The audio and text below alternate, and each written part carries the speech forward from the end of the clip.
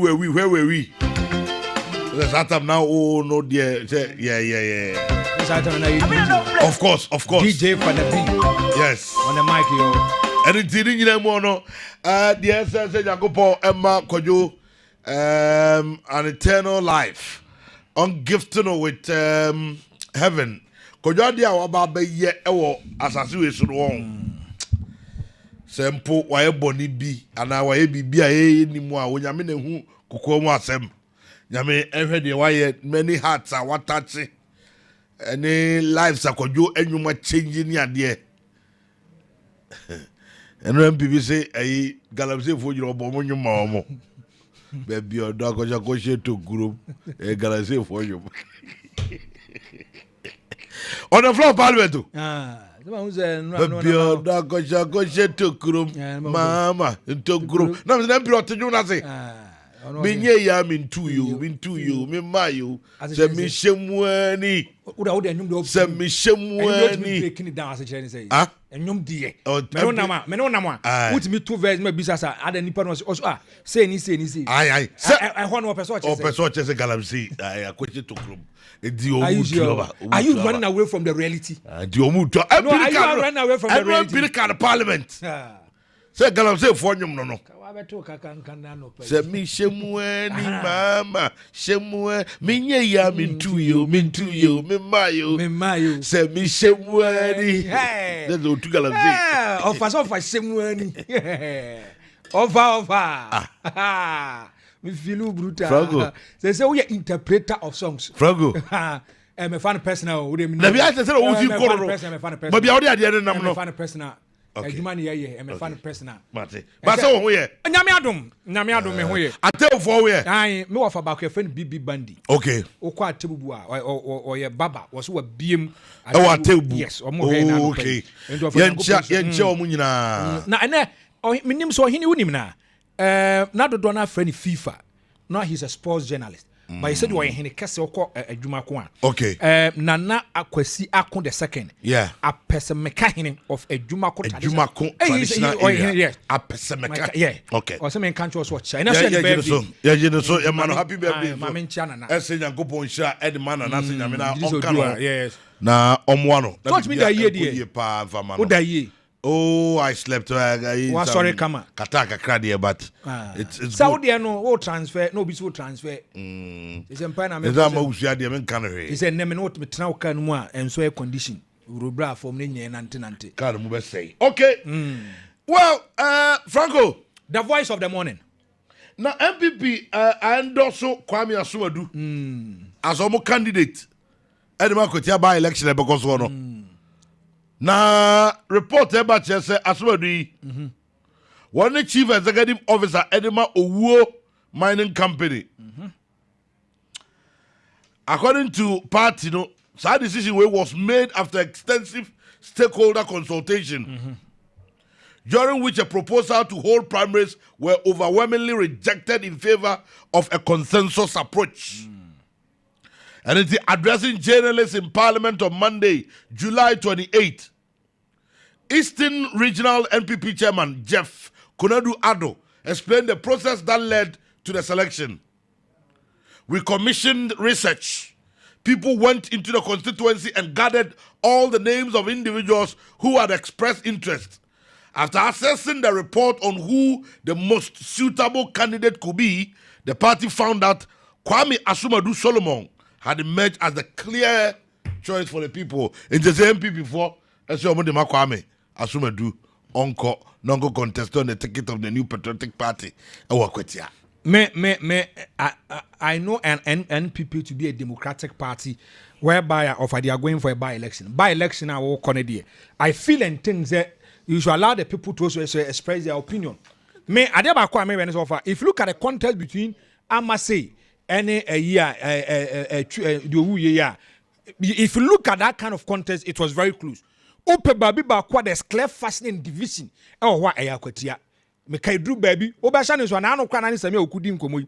People even have the notion that if you look at the woman organizer of the New Patriotic Party, neba ne wa fast ni bibia ni NSKumi. So the woman even peddled herself in the internal elections of the New Patriotic Party. Ekwo so akwatia. Ope constituency bakwa and to kwasi wo ho bebre Akwatia number 1.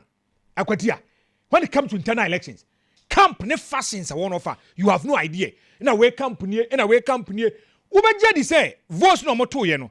It was only 4 votes difference between Mami and friend Amase and Eskumi. And no kwana Amase crosses uncle 4 na or more 2 about the man Eskumi uncle for no. Also, if you check the album, so it came to us as a surprise or mirage. So one say almost a friend NS or Kumia. So if you go to that area, there's a kind of confusion over there.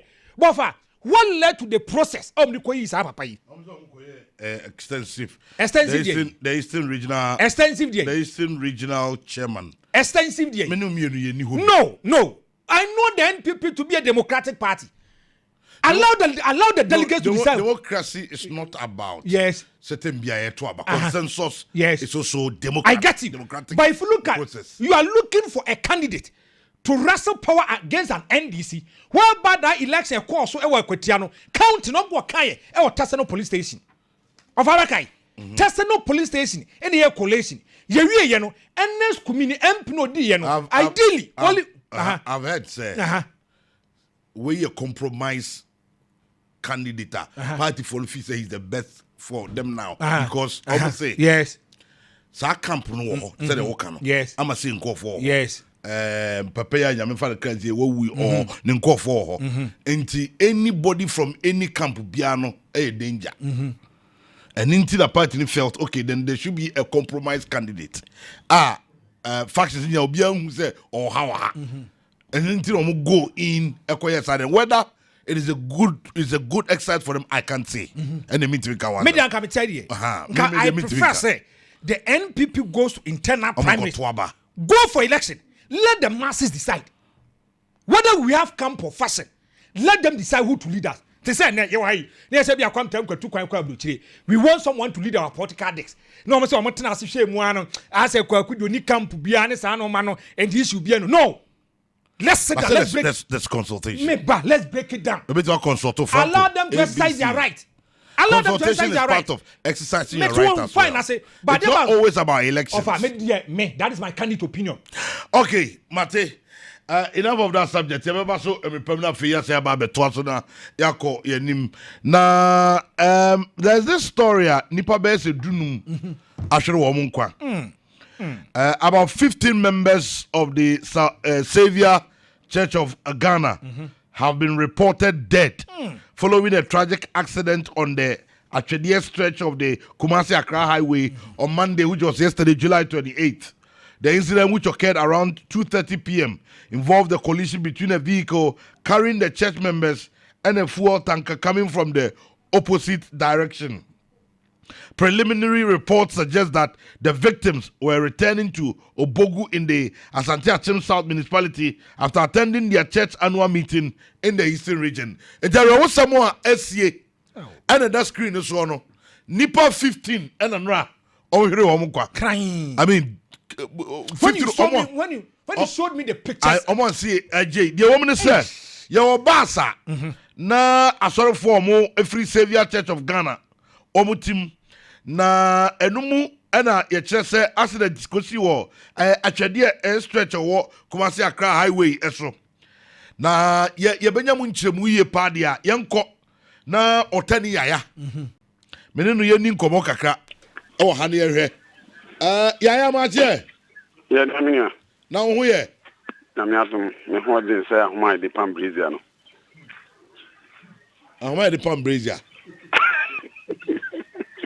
hey yaya ano permin ka bi she mu ko ka sam ko fa sam mra bi o yo wo de jerry so wo de sa jerry yaya na arewo sam be na asia nipa baku dunum eno mo adwere wo mo gwai ana pay betcha ubi biara oti Lawson TV Lawson I rehearse enra Asante Achim yanti asempa na yusun enkwa ni nyina ne se anopa ye sori ye ni nyanti ye se abranti bi efi kru bi afra ho breku abranti asem nadwen mu ekan kakra ti ono ane nan fofo kra ti kire no ebo ho se omo mane mpie na obi nim ye na ne maame ekokọ sane abranti anajo abranti maame sane no a abranti twense kan peni bia wadi mfi be adu 55 eko 60 abranti koya peni kuto ne kon tein wakuno ti mrante no nso ekse ne bibi kakra bi wo atiwa ti omode ne to abobo yam se omode ne ko police station ano no nso ekwan wuye wow minua ye di sabobo yi ye nwie ti eti ekwan ho ye betu se ambulance kwen ye be a police towing car edi akire na inse asem ye hu bibi sa na kire se bibi asi tina e wo se edi akire na ye kohwe minua ye koya na kire se enya asem pa kra ni nyina nse e Savior Church omo asante atem obogu na omako nhyiamu youth omako nhyiamu wo osiam na mo eba ya omo mpinimfo nso egubugu a omo hwe omanim se kwadai ebeba na rehosem se efija asoroko obogu de 5 kilometers komo dura wiyo jaso se unim jaso kwanta wo sane from trailer mu ho trailer bi ho wo konkran wani mi hwe nkran eho pepepepepepe ana for transit enana nipa etim na hwemu tese na omoye nipa 20 a omo besin eho ena entia yen yenya yen se tanka bi a oye overtaking yen tie no a olu ne tai epaye iti ebra overtake emika tetanu ntino for transit no ejina nchen opake se ebe ya tanka no ibinya kwan abesin na ade ebeyo na ebeyo baby ano ono no pake ye no ehwa na tanka no enmusha eko twifa for transit no so minua se obehwa na areho amunum kwa enipa na etika ni mu 20 no emunum ana yede omo eba adwaso government hospital na tese summary na omo hoye na amunum wa no de enipa maako edunum bia nka agi na wakan wi ya mekasa ekra obi ti kra te ebi nan etete na ba ye free ho na wo se ekomocho na eko confirm nipa awu ampa ye ko na enipa dunum tibra ye wo mo kire ho no ana yete se ba ko a enum na ye de omo ba adwaso government hospital no ba ko nso awu aka ho amana nipa du ensia nipa du ensia na samre die anope ya sorry afeni ye be ko hospital ho na yakọ abusuafo na yakọ ne esi na arehosem a enra isi jaso ene atwede kwantimpum eno no enti osi a youth program won yeah Mova youth for no be into screen so na me ready because reporter mate nya images ni bia otu se mabunu maiwa ketwa eni ade na rehosem hai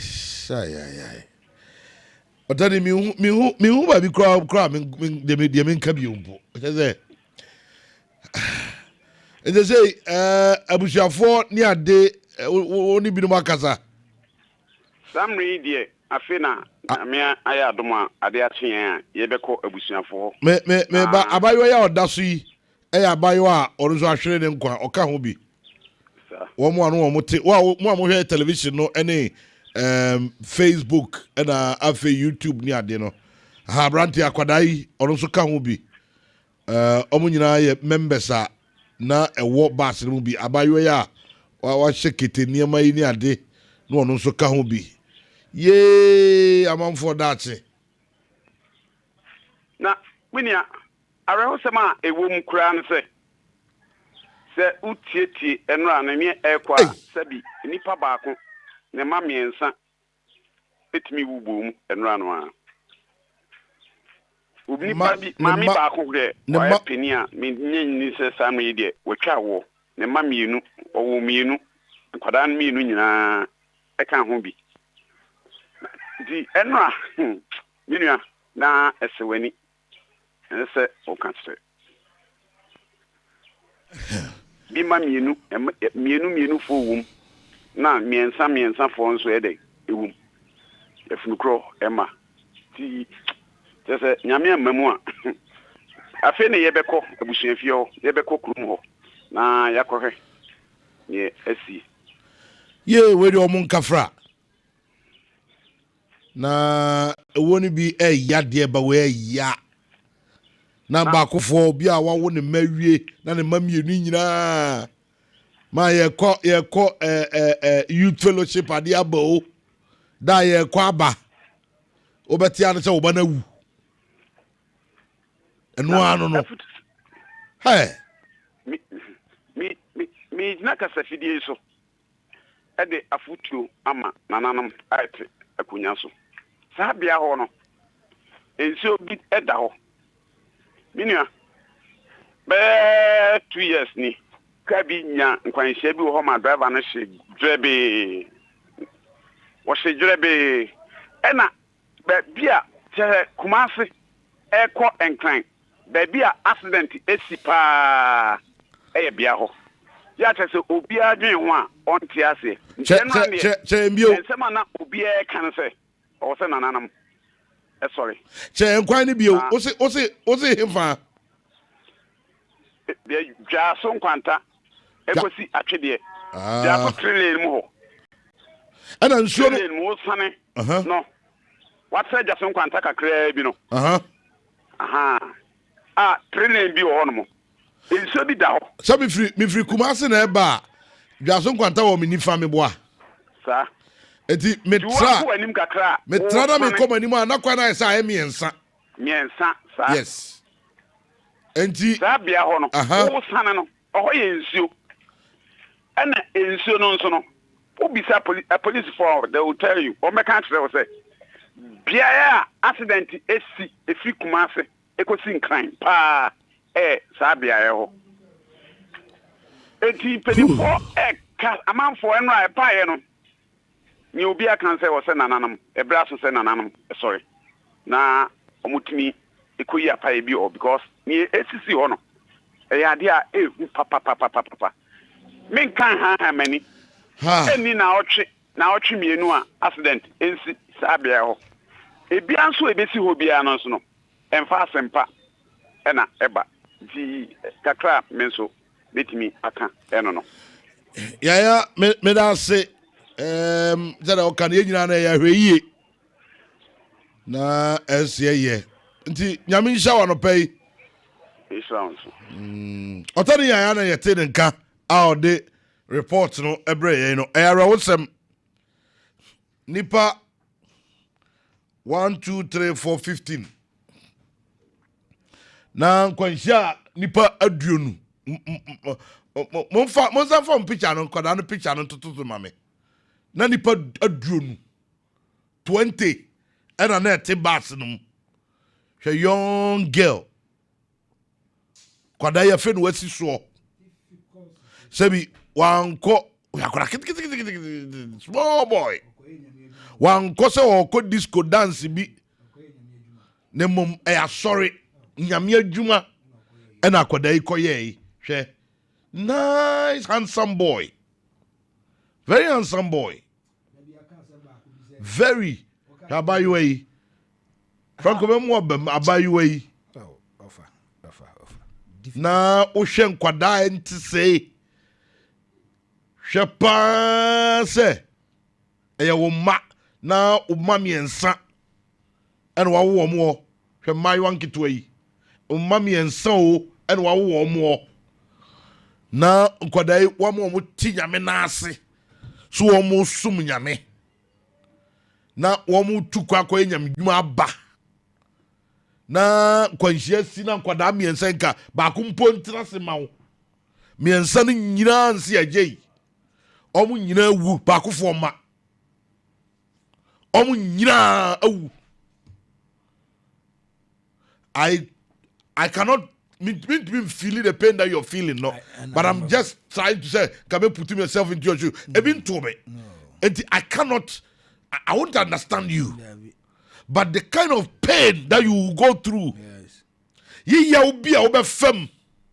Hey, the carnage on our road, no. So said, yeah, whoa. Oh, the mechanic say, yeah, nam the babesi, advertisements. Things are happening. On the mechanic say, yeah, nam the babesi so. On the do baby, yeah, spiritual aspect we tend to ignore it. Of course, human error near there, but you see, sometimes, bruh. It's a difficult situation, very sad situation. The meeting now pay picture say Onyame Admanka on the August 2nd, August 2, 2020. That's not a story. That's but we'll come to that. But put yourself in the. How can you even put yourself? How can you even put yourself in the shoes of this particular person? How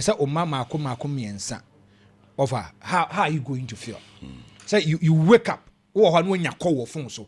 Corner when you know Easter convention, baby, they are coming back. Then you just receive a call. When you call your catcher or say, Kwame, you have a sad story to tell you.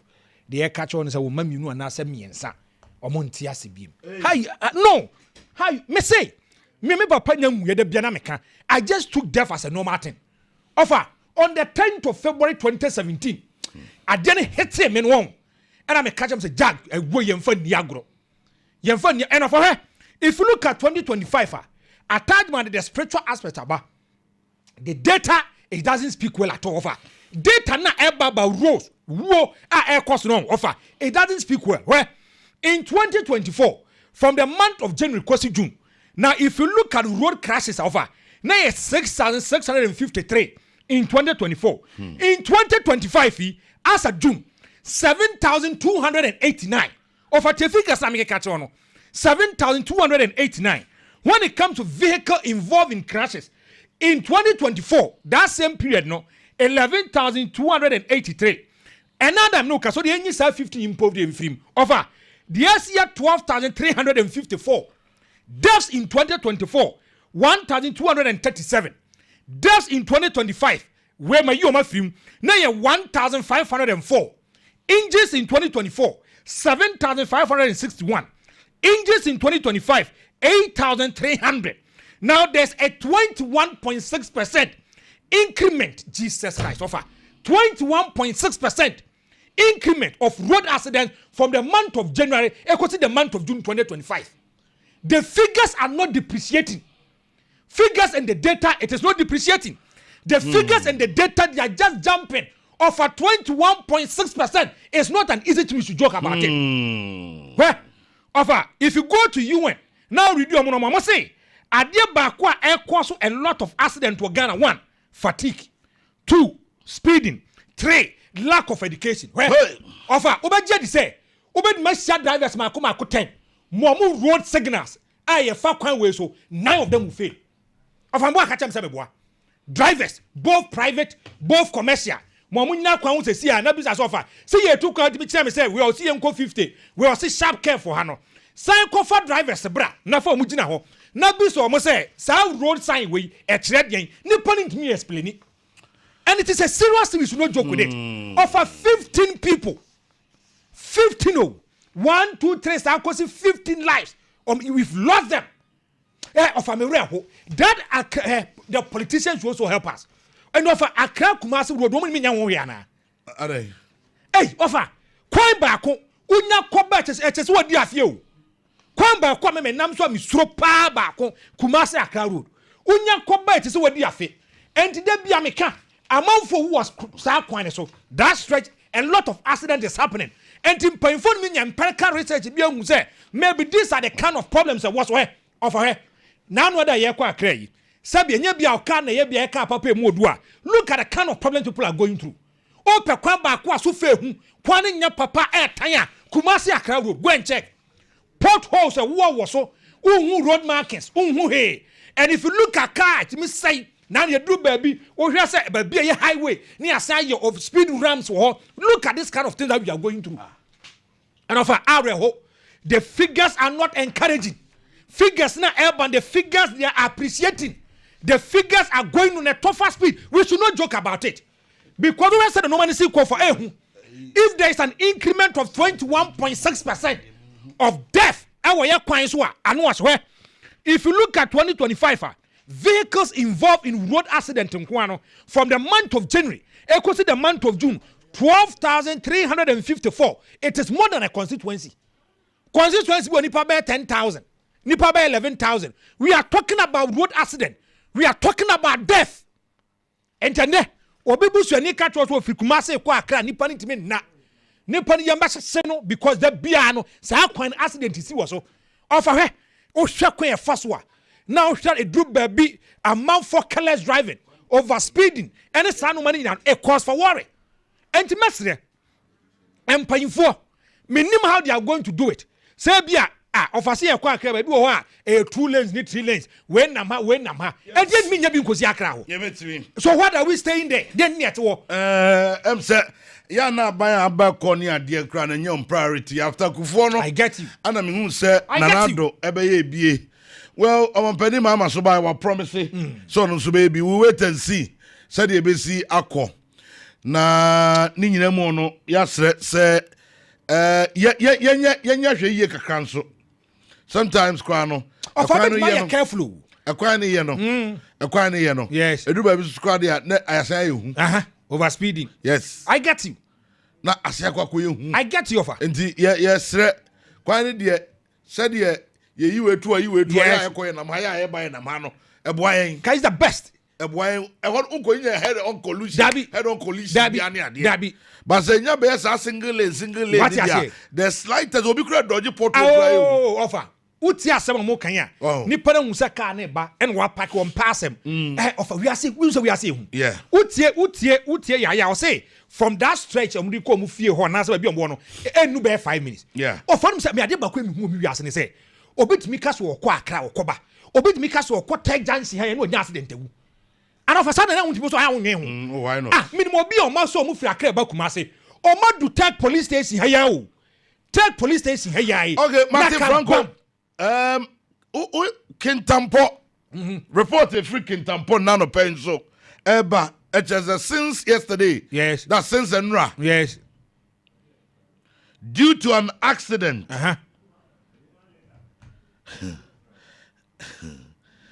Nah, and I'm somebody probably knows I should have call Kintampo side or hey, quite no up block it. Over several hundreds of trucks and buses and a car can call. Yes, car masses and ra. Anyway, I don't pay a report to the freaking Tampo de man here. Minim Sabia says, yeah, my better so and acquire Tom Wardia. I can't say. But other than that, and run a dear. Every Sabrina quite Jesse or hormones. Tampo. Quamba Coswas and see was so papa. Come, I don't know whether Sakamubenya images no the Amamia. Tampo story no. Nanka, yan shadi. To say the abwa peso Kintampo no was a major stretch pa. And you see a Kwamba Kwa a month for international road. Say almost Kintampo is the center of Ghana. And if you look at that enclave on Ope Burkina Faso ne one other areas, the northern part, Ope catch us, it is their transit point. I almost found the 2 Kwamba a Kintampo. Offer me say your problem because if you look at the nature of our road, you are quining on my air kwaswa of Areho. What the heck? Anybody now okay? We said the traffic pa Areho. It's a serious thing. We should not joke about it. And if you look at 2025 offer, the figures, but they can't catch them. The figures are not encouraging. The figures keep appreciating. It's a bit depreciating. The figures are going up. Offer they make it kind pono. These are official figures. Now then your official so cry can say. Then your official so anyway Young fans, a business assignment. Ebia wo ade bia sa okoye since then row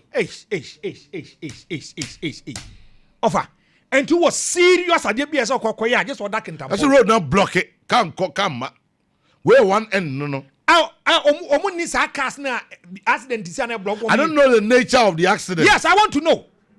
I want to know the nature of the accident. Yenti ama edo how be say ba omu ni bia na omu ni bi so omu nkam ye hu omu ni bi omu nkam ye hu.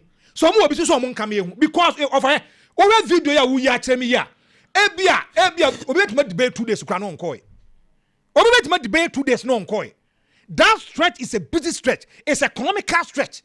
Burkina Faso omo kwa other areas. Me say Ghana no do is the transit point for a lot of Ghanaians moving outside the jurisdiction of the southern part the northern part. And who the tracks a good kwan ho. Hey, offer minimum accident to cross city. Omo the nature of the accident. And I'm konke tampo emra. Na yenkodi nkomo kakra ewo ho. Abrante friend na odu isako ewo ahoma no so. O sin ho. E dey na akofa wo yi, e dey abade that television so yi. Audu good morning. Good morning, guys. Now where? Oh, nyamada bia bako. Audu dey na si okitampo a yesi kan koka ma efri nrai. Yo, me na mada wase.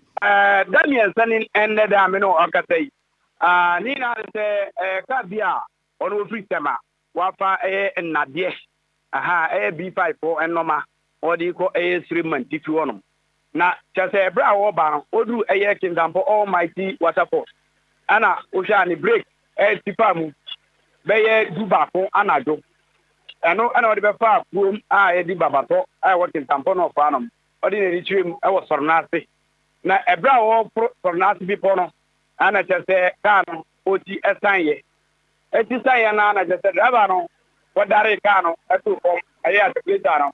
Na the body no akọ so kwan any normally na free na no ebe pem nda me no ka say there aha ke dampo na say babato any sorna sne ke dampo there ka say abodom pem wa ha no minua say we ni katre na ni na say nra normal run na kata by and say ka run by o to winka mienu edi free aye kumase eba say omume yi enoma no na nra beye nondu ebrima no pa ana jete omugina mu eyi enoman omugina yi nomana menua amane bo be no nsa no so omantimi anye nwie enne anopai so no ayade se omugo so a omuyi enoma no na ashangapo ana se passengers no omai stranded wa papa menua me no ka se di ba be da miensani ebi ba humachin ebi ba enida ana obebedu ha no na ye hwe se yensa beka eye passengers ni bi na yenu matching komo Lawson katafidie so na say Lawson TV na yenu matching komo me no mo chere ba Lawson TV so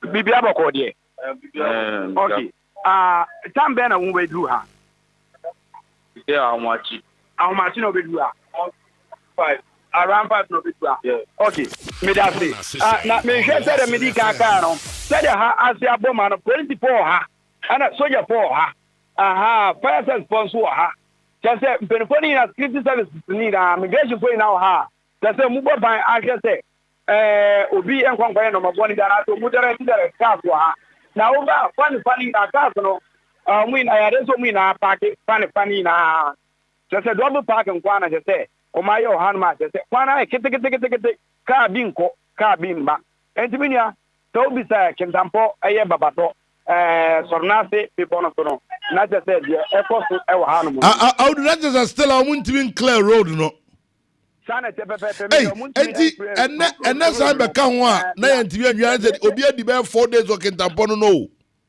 sana te ende ka ho a be 4 days no na wo hwa wana te say omo passenger for ne driver for no omo chire mu a omo di ade sreje ka sepa etu oban nenim going ka ya de say kintampo e be hia du ha papa ade ebi ni ho akwanshi ahodo a esu kintampo ano mostly ya going ka na omuhia no matimi akle kwa makanse na atmetwam ne bi ni say asia yenya going ka emfa enchikai matete kwana mu etimi ada ho yeri towing ka ni ho towing ka ye ni bi kintampo jema enibi Techima yenibi Kumase ana omudi towing car and I said clean car yaba oyi load the Africa mu ti best say omuso mu hia e towing car work and am simping for e wo Lawson TV so a omu chirema so omu sre yembo. Okay, Audu, me da se koso dia che we say about obi why. Matimi na yada so hanom. Well, ense Johnny Audu is haku. Ana ononso ene anopay yeten nkan se ochensem emu ede amayama yetuwe hunu said yesi eti ewo.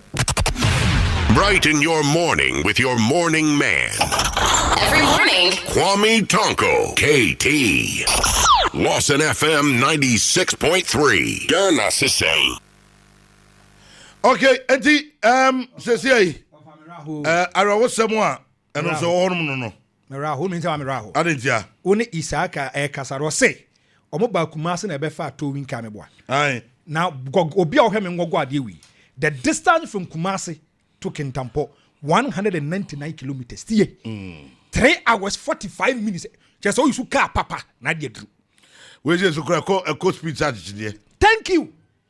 You are counting about 6-7 hours. Thank you.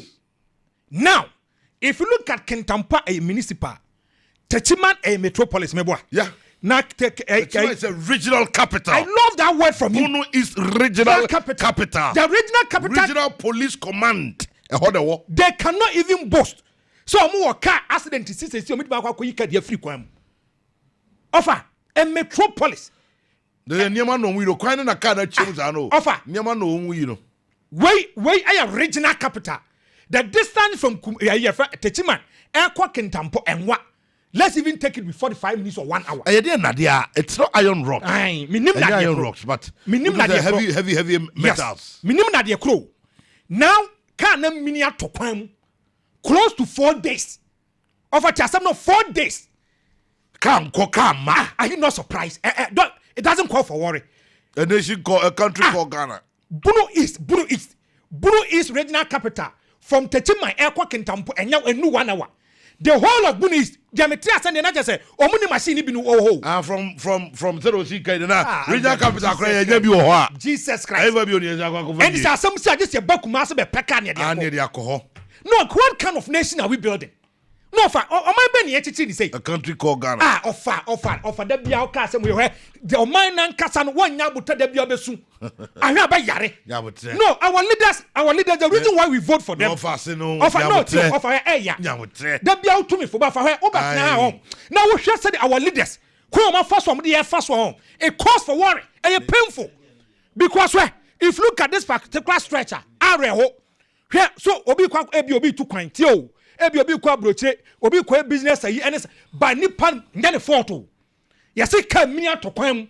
The whole of Kintampo Municipal Assembly 3 days. Yesi we naka one call the 4th day. 3 days we will 72 hours. 72 hours. Obi kwa kwa visa to kwam. Obi plan take it aye ready. Obi kwa school. Are you going to compensate the person? What kind of nation are we building?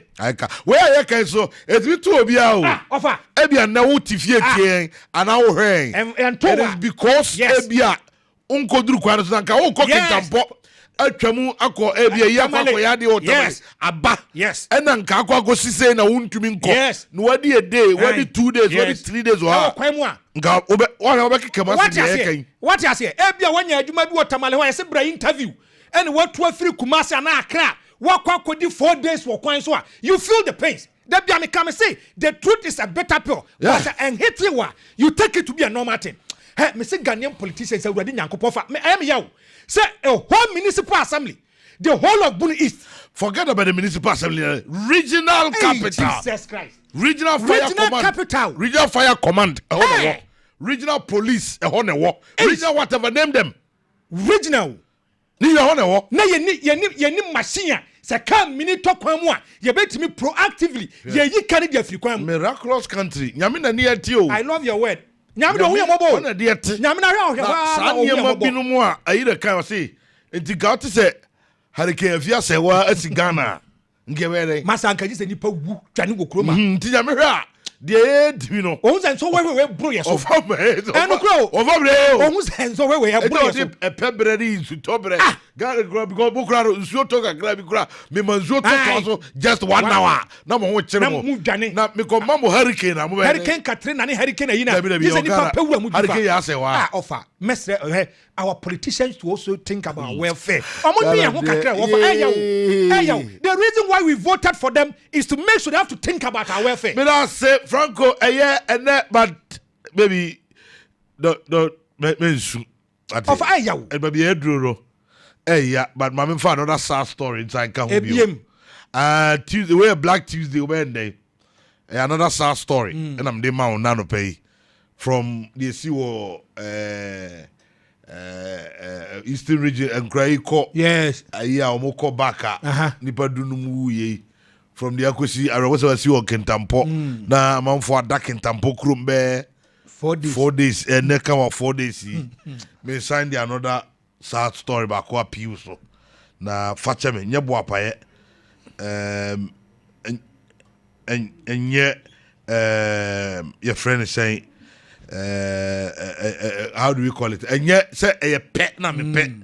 Na me ye bibi sa me ni say make what Matuase duty have to baby I I have no option than say the ohono so no ye nyina ye behwe na fe ye de wonsem aba ede ama ye na tie 40 and so wonsem kakra ye wom eno no ma ye move on na fe ye hwe the other stories are and so about what we adjourn here live on Facebook Lawson TV on Facebook, Lawson TV on Facebook, and in so and one some kakra, yeah, and that one between their brain. Franco, over. I want some back who may sign the account one more warning say. Oko German North. Maybe I can once. And then me say be di Hong Kong kakra. More German and ye Enra Brekum East. Is it East West? Yes. Member of Parliament. Kobina Stuttgart, honorable. Hey, asasi. Apparently, he was listening to our conversation. Okay. And from Ginny and the constituency. Oh, okay. From Ginny to German South. Echo German North. It was Brekum. It was German South, it was German North. And then no idea, I won't come on because I'm in Piano. Yababa be dinkobo. Now, Mamen Kokara was a mere SC Enchino. Aba, you are a very young lady. I a friend of Florence Anane. Florence, a course, or change. I mean, I remember that ebay. I da obedi or worry.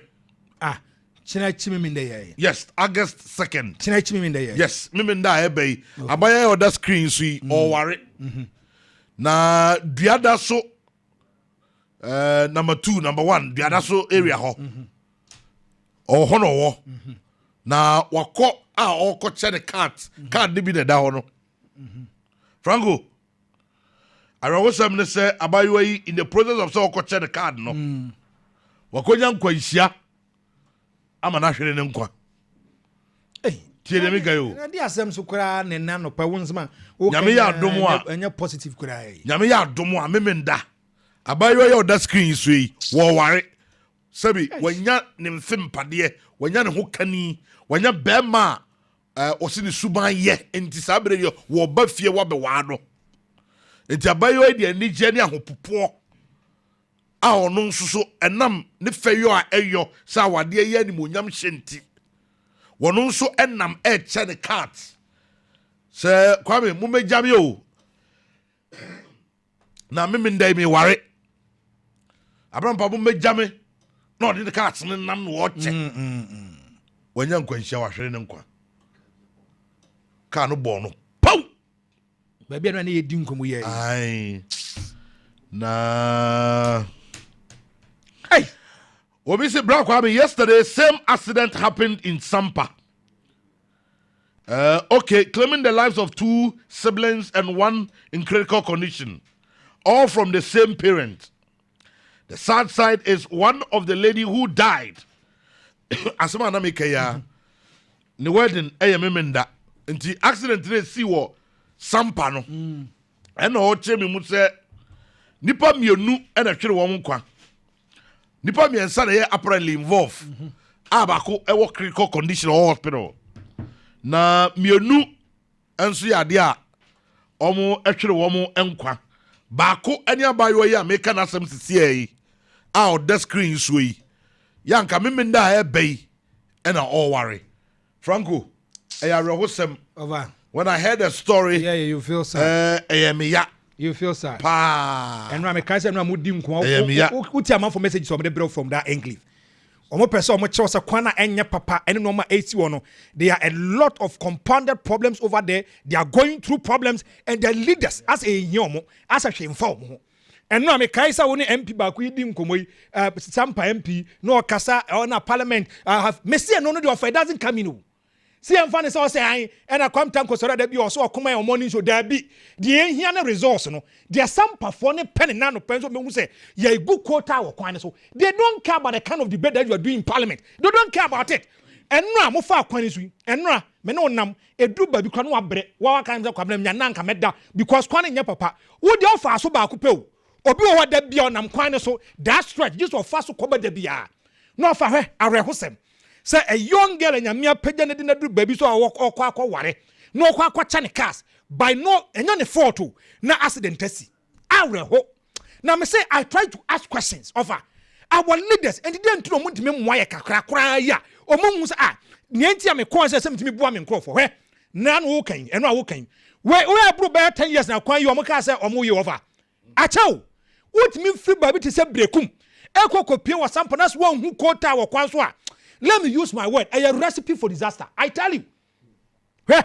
Brekum. Some township in the down heavy do a mirror. What's a rebel? Say they now when put in young but could be not but more video back could be move from Wabim. Minimum Biana Moko. Move from Wabim. Sa Coronam Snas am Robert Suram Castle more boa. Omba who hear kindly. Omba boa Jews Kenya. What's it? Yamina didn't want for Fedem Kobai. Where am Roberts did not call so more Chama Buma. Omba Bomo. And of course, along the line, we were told that Roberts oil pretty or yes, because one befa and I quite we know. Untwin co speed biao. Yes, you can't. That wasn't what co speed. Untwin. Adiaba Kwame Tanko said both the NPP and the NDC they have failed these people. German for no. Mr. German North and South for no.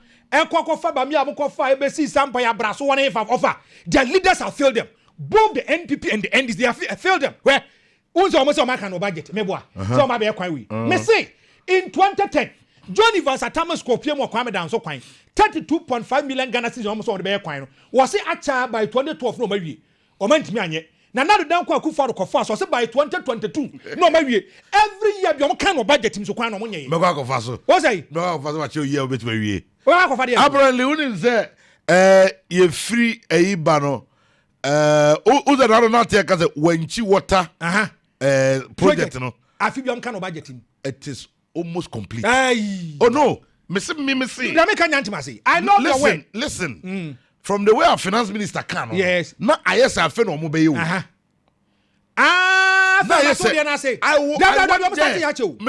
went there. It is almost complete. Me drew. I was like where you there? So I asked a police officer. No. Yes. You know what I'm saying? Officer, patrol where. Even though me ready, all the contract, already sign is for you to me ready was went to a project, but I was still doubting. So I went to the police officer and I asked him, officer, what is the project going on here? Project to idea project. That is the Wenchi Water project. I'm like, so there be a catch. Yes, I'm more for those. So, I'm there just you. I could follow the even more from and 1 year. Yes. So I was curious. Yes. I was like, and account your be going concern. You inherit asset and liabilities. Oba, it is a continuous process. What say. What even stopped the finance minister from saying, we are in the process of completing the Wenchi Water project? Because a praise will go for a different. This is Ghana for you. This is how leadership is. Akrobi kwano. Ofa akrobi kwano don't call so kono. And then one pa broso. That is our problem. We try to appreciate people, but always we give criticism to people. That is our problem in Ghana. Mo politics Ghana politics are no. Mo politics you are the voice. Sasem kwa nyesa okabiem kura mpoda. Oh, are. Sasem. Mo politics. So even vote of no confidence they should pass it. Solution center also kwan. Your duty and responsibility is to make sure, sir, you fight for the interests and the welfare of the people. A man for Ojidio Moso Wakwain. Who the baby ako? What's saying? So change it. Change the narrative. Change the narrative. No, you can do it. And I know, say you can do it. Messi Areho. Ebian Cabram Paya, dear. Me buy my baby trust. Oh, me buy a quack to this kind of stage. Quack me more basso. Now you started the affairs to the quack of you. Debbie. Franco, me don't say a year versia at the million German North, German South for what you're going through what is alcohol? A very horrible. Me ba ho wie ye no, e de besi na nyina krasto me won to me. Me won to me not in the sense say ba me ba ho no. Ba kwan ya me fa so. Na ye drive ya through. Ye fa sekretia na ade nyina, it on nam kwan so a de ko. Arahu. Where they take it upon yourself, go there. So let the people say many German North MP Akasa. Okay. Yeah, the community engagement back ko. That's all they call. Yeah, called Sampa. Sampa. I'm here to confirm the date, but Martin. I'm saying it already. So Sampa 4 and trying you do what? More the other so number 1, number 2, more those adjoining communities kabile dia need their kaka no. Sampa. Now, I would love to have your MP. I would love to have the former members of parliament over there. I would love to have certain leaders. Then you discuss. Then we'll put it to them. You discuss matters. Say, more fairly, and I'm more fairly the good people of this German North. More fairly, Omo. Not a single sapiti. Mean kase kota. Sapiti. And the word the entire constituency. Adeba kwa me pe sapiti. Adeba kwa me pe community engagement na ye no. Ba ku na ekopie mo nyanyini kwa ku now it is an established fact say enya akon ekofa ayi your friend say ayi your omo car no ayi fire service for car no. We go there. Also kokodu ho you get established facts. We will discuss the matter. The good people of German North. Sampa ne important. Mon twayen. Ye be so amfidie ni nyina aba ho. Odi ase nam kwa so 2 days kwa ne be duru ho. Yes. Because amfidie ni ye dey ba. Ye be ba dese boko. Ye be ko. Ye be ba. Ese yakọ. Na ba be di ye be di nkomo. You are suffering. You are going through problem. Some nyina poma sibre because some of us and say ye mu binom and ye volunteer because Sampa gave me or Sampa made me who I am today. That's why I started radio. Thank you. So if not for anything, yes, give it back. It's about time. Yes, as I said, Sampa me pay omo back. Thank you. Now me ma Sampa for who say me so ba me ba ho for bare 3 years. Ebe ye adwuma won so me mu not even a single day. I took Kwakwa Brampadi to a certain man, Mr. Alakabu. Yes. Nifie, they took me as their own, fed me. Thank you. I mean, as VA and idea, we were like brothers. Yes. The boya, yes. We were like brothers. Yes. So if that is what is still happening, I wept. I wept. Messi the whole Ghana say be a typhoid. It is an increase of 11%. Ghana now. Me da say. Yababa na maame ko Elder Dr. Edmond Arthur Atrase. Eniti ene yekeka kwa ne ba. Eho be hia se ye hwe pomode ho nsam yie. Said ye be ye betumi aboa amenso atui anyi ache. Na ene anopai CEO Edema Balm of Gilead Alternative Clinic. Ewo ha ye di nkomo. And also maybe the gastro intestinal disorder. You baby some you be hunu ye a dear who hear my woe. And that person would spend just 10 minutes of your time. Tie na uya wow be say 10 minutes now spending, you know. One spending for nguka.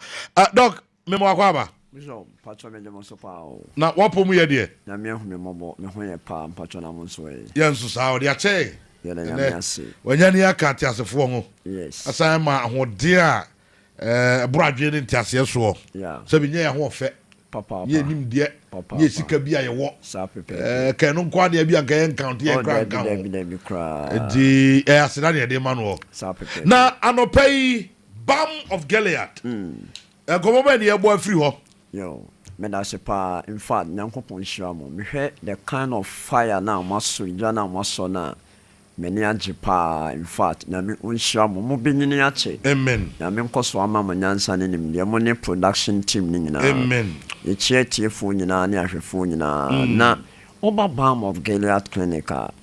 A honomono, yet the Adriani any new yebeka say vitamins and minerals are a nutrition supplement and a desire. A honey hair clinic.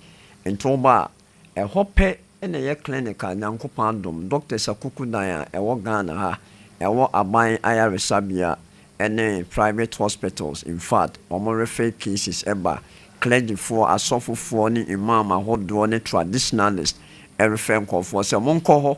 Na ebeye adwuma e de amamo nti mesro se utie na anope o hwe na wote enka wa fidie so o kuma se wo akra wo takra de Ghana baby na wa monone a baby a obetime nya eye kuma se de carbon MTN for nechi wo ye ne Eyija hotel annex ene opposite tech kwaso oba akra nso a akra nso no ye wo West Legon pe any or Hatu side or West Legon pay any or any baby as West Legon. Sounds na takra dance your wanaji yet wanaji choice martin so. Yaribia how if it would tea ebesu naseno. Oba ye betu yare no amount yanko fa a half from my say what the yare pa akko baby say okoji apomeden na wako na sebi cratching na say a rubber pa na. I mean, free home now how when the coy no. What's our to ya real for frama, winning ya the coy. And Nuntina and ya so by a bema kitchen ho, I your pharmacy, or Mukas why a beer window, a good metro, you also with the and in answer so the Anna vitamins a demano, sebi, a support, a compliment, a call two adena acid amount, oh by a ho. Na in church pa, ya de bemont a yet the primary. Adia ye wo hopa no unni so amema me patu tie me ye hia musika David ye hwewa mobile fidie so sebi eye sika ne metua ana nyame nso adom wa ho ye mobo afa omo so aye kasa enu nti o ba me ho na me hwew ya wona wo be advocate a wo be bode wudi amaye nti ye major concern is recipes ye be chiro blend we tiwe so did the time say ye we no wo ye pe yare no monsamfo wiase nyina kan ho abom kwampa because of so wabe si asase ne so na yasan kiro ne wo so ye no umetu agu aha ne mom no o ba na ne be kiro no uni so a men ha ho wisi time ma enka so me call kra sa da bi e hono mo obi nka san kire ye da se me call ho sa eno nti no ye numbers no ana me bobo wiane ya education more than medication. Your numbers near 0249 34 08 0249 34 08 and I said 0539 86 38 0539 86 38 some friend numbers here Kumasi or the cabin yene Eyija hotel next and opposite ana crown so your West Legon takra de your anaji ofre na wa bruchira send me or medical report you be go through na nyame afa so aboa Bishop, ye kwedi na de anope ye de every etifo has to do with dealing with gastrointestinal disorders. Ye kase gastrointestinal disorders are ye kano tie ma summarize abonito for digestive errors. If it ya no enkodu ye to no ye didi wianuane no wura yonu mu aye we say ye masticate na nante there will be a secretion of enzyme which is pepsin HCl mo na nnuane no start say emu bobu digest na absorption na take place na ade ba ko o se ye hye nso ne say obefa ye gastrointestinal tract na ye hollow organ and ye solid organs no eye ye liver yen pancreas yen gallbladder mo obefa yen hollow organs na yen intestines no esophagus no nyina no ekafoa udidia. There are some communications via a course ewe ni peduen me fe bibi incretin hormone anabagus nerves a eboa ema a coordinate so aduane abo and aduane bo say na wo se ekoso na ye wa yare bi ohonmo a enkofo last week me kasa for peptic ulcer ho omo treating as a peptic ulcer na mom enya peptic ulcer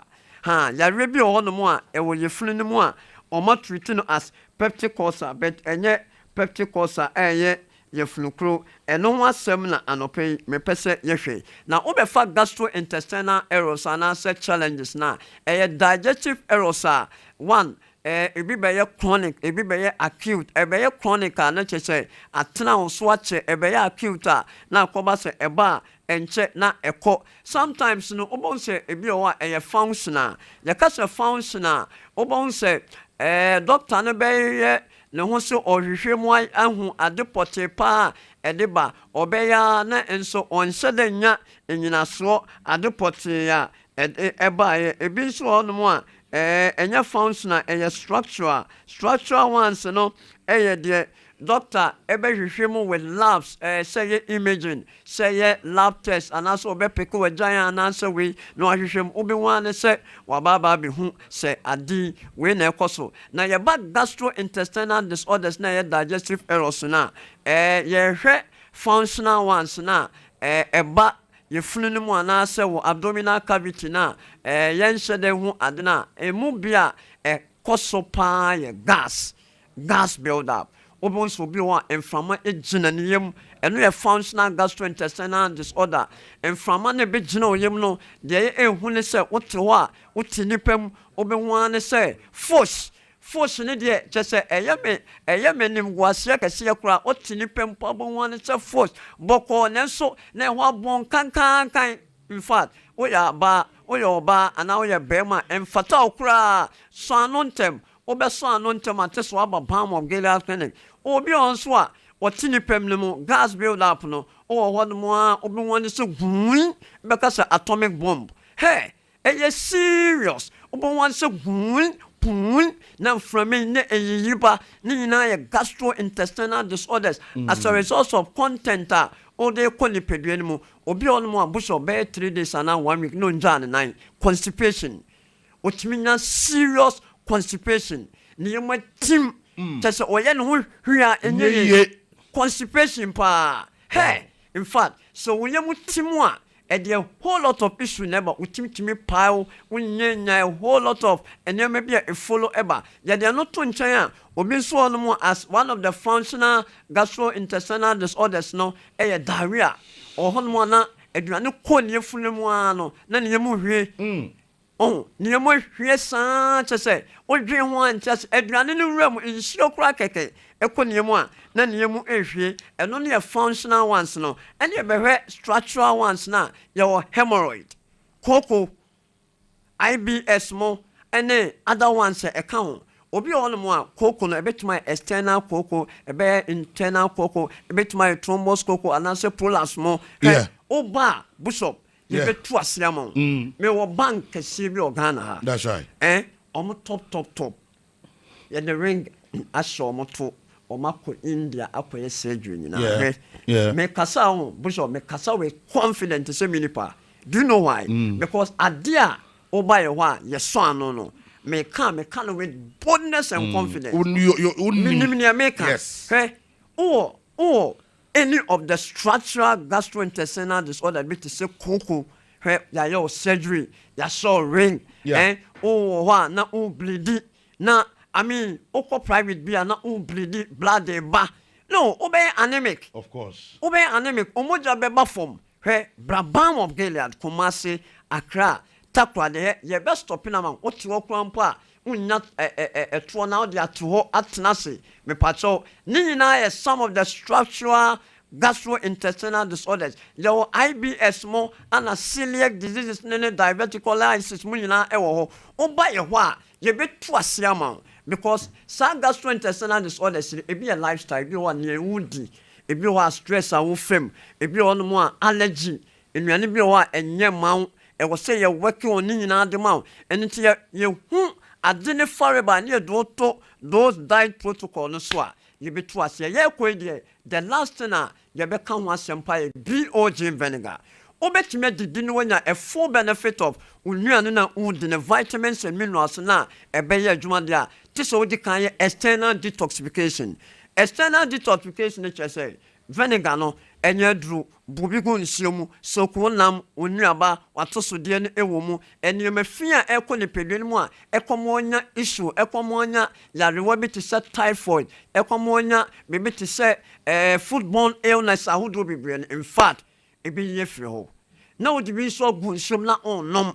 In fact so we know ana wonum say herba say your orthodox nso na wo de agum no obetimi de anu mo tablet obetimi de anu mo capsules obetimi de her testimonies and call foreman into obi frɛ wa so modron me pacho enye dru ye register as food product and into the fagun shum nanom na me boa na ye magic bi mo na wa Pentecost sorry dem wo say ye shilawo asafu ye wo wa o ye kuno na wada BOJ vinegar penfo so na Lawson can say media so penfo as number ni biom 0249 Okay, 0249 34 34 34 34 08 08 and I say 0539 0539 86 86 38 38 38 38 Omo friend number sino menya ana menso me de no so ye 0240 0240 51 51 21 21 71 71 0240 0240 51 51 21 21 71 71 Omo friend ya Ghana ha be bia omo pe BOJ vinegar ni bia to no omo be ya bi. omo ba balm of Gilead Kumasi the carbon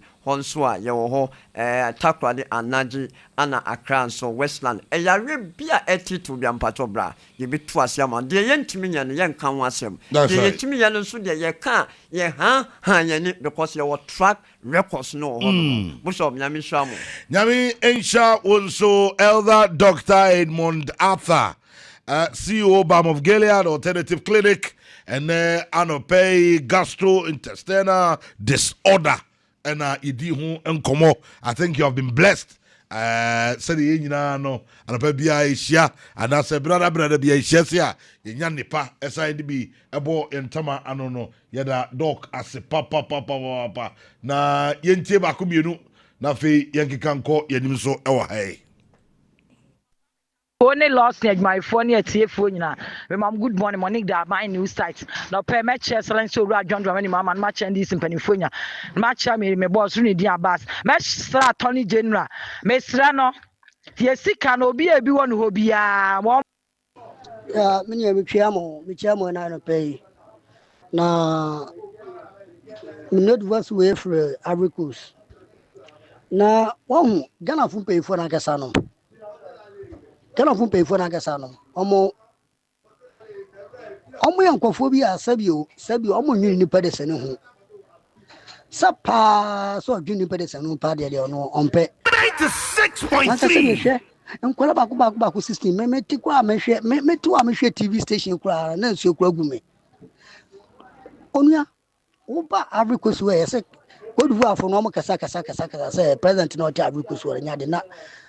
Kwahwe akwanya woye na ka akwanya asabio ewa about Accra wood ne Kumasi roadway nka kodu afra nka o ma kodu afra mo bi afa so That's good morning.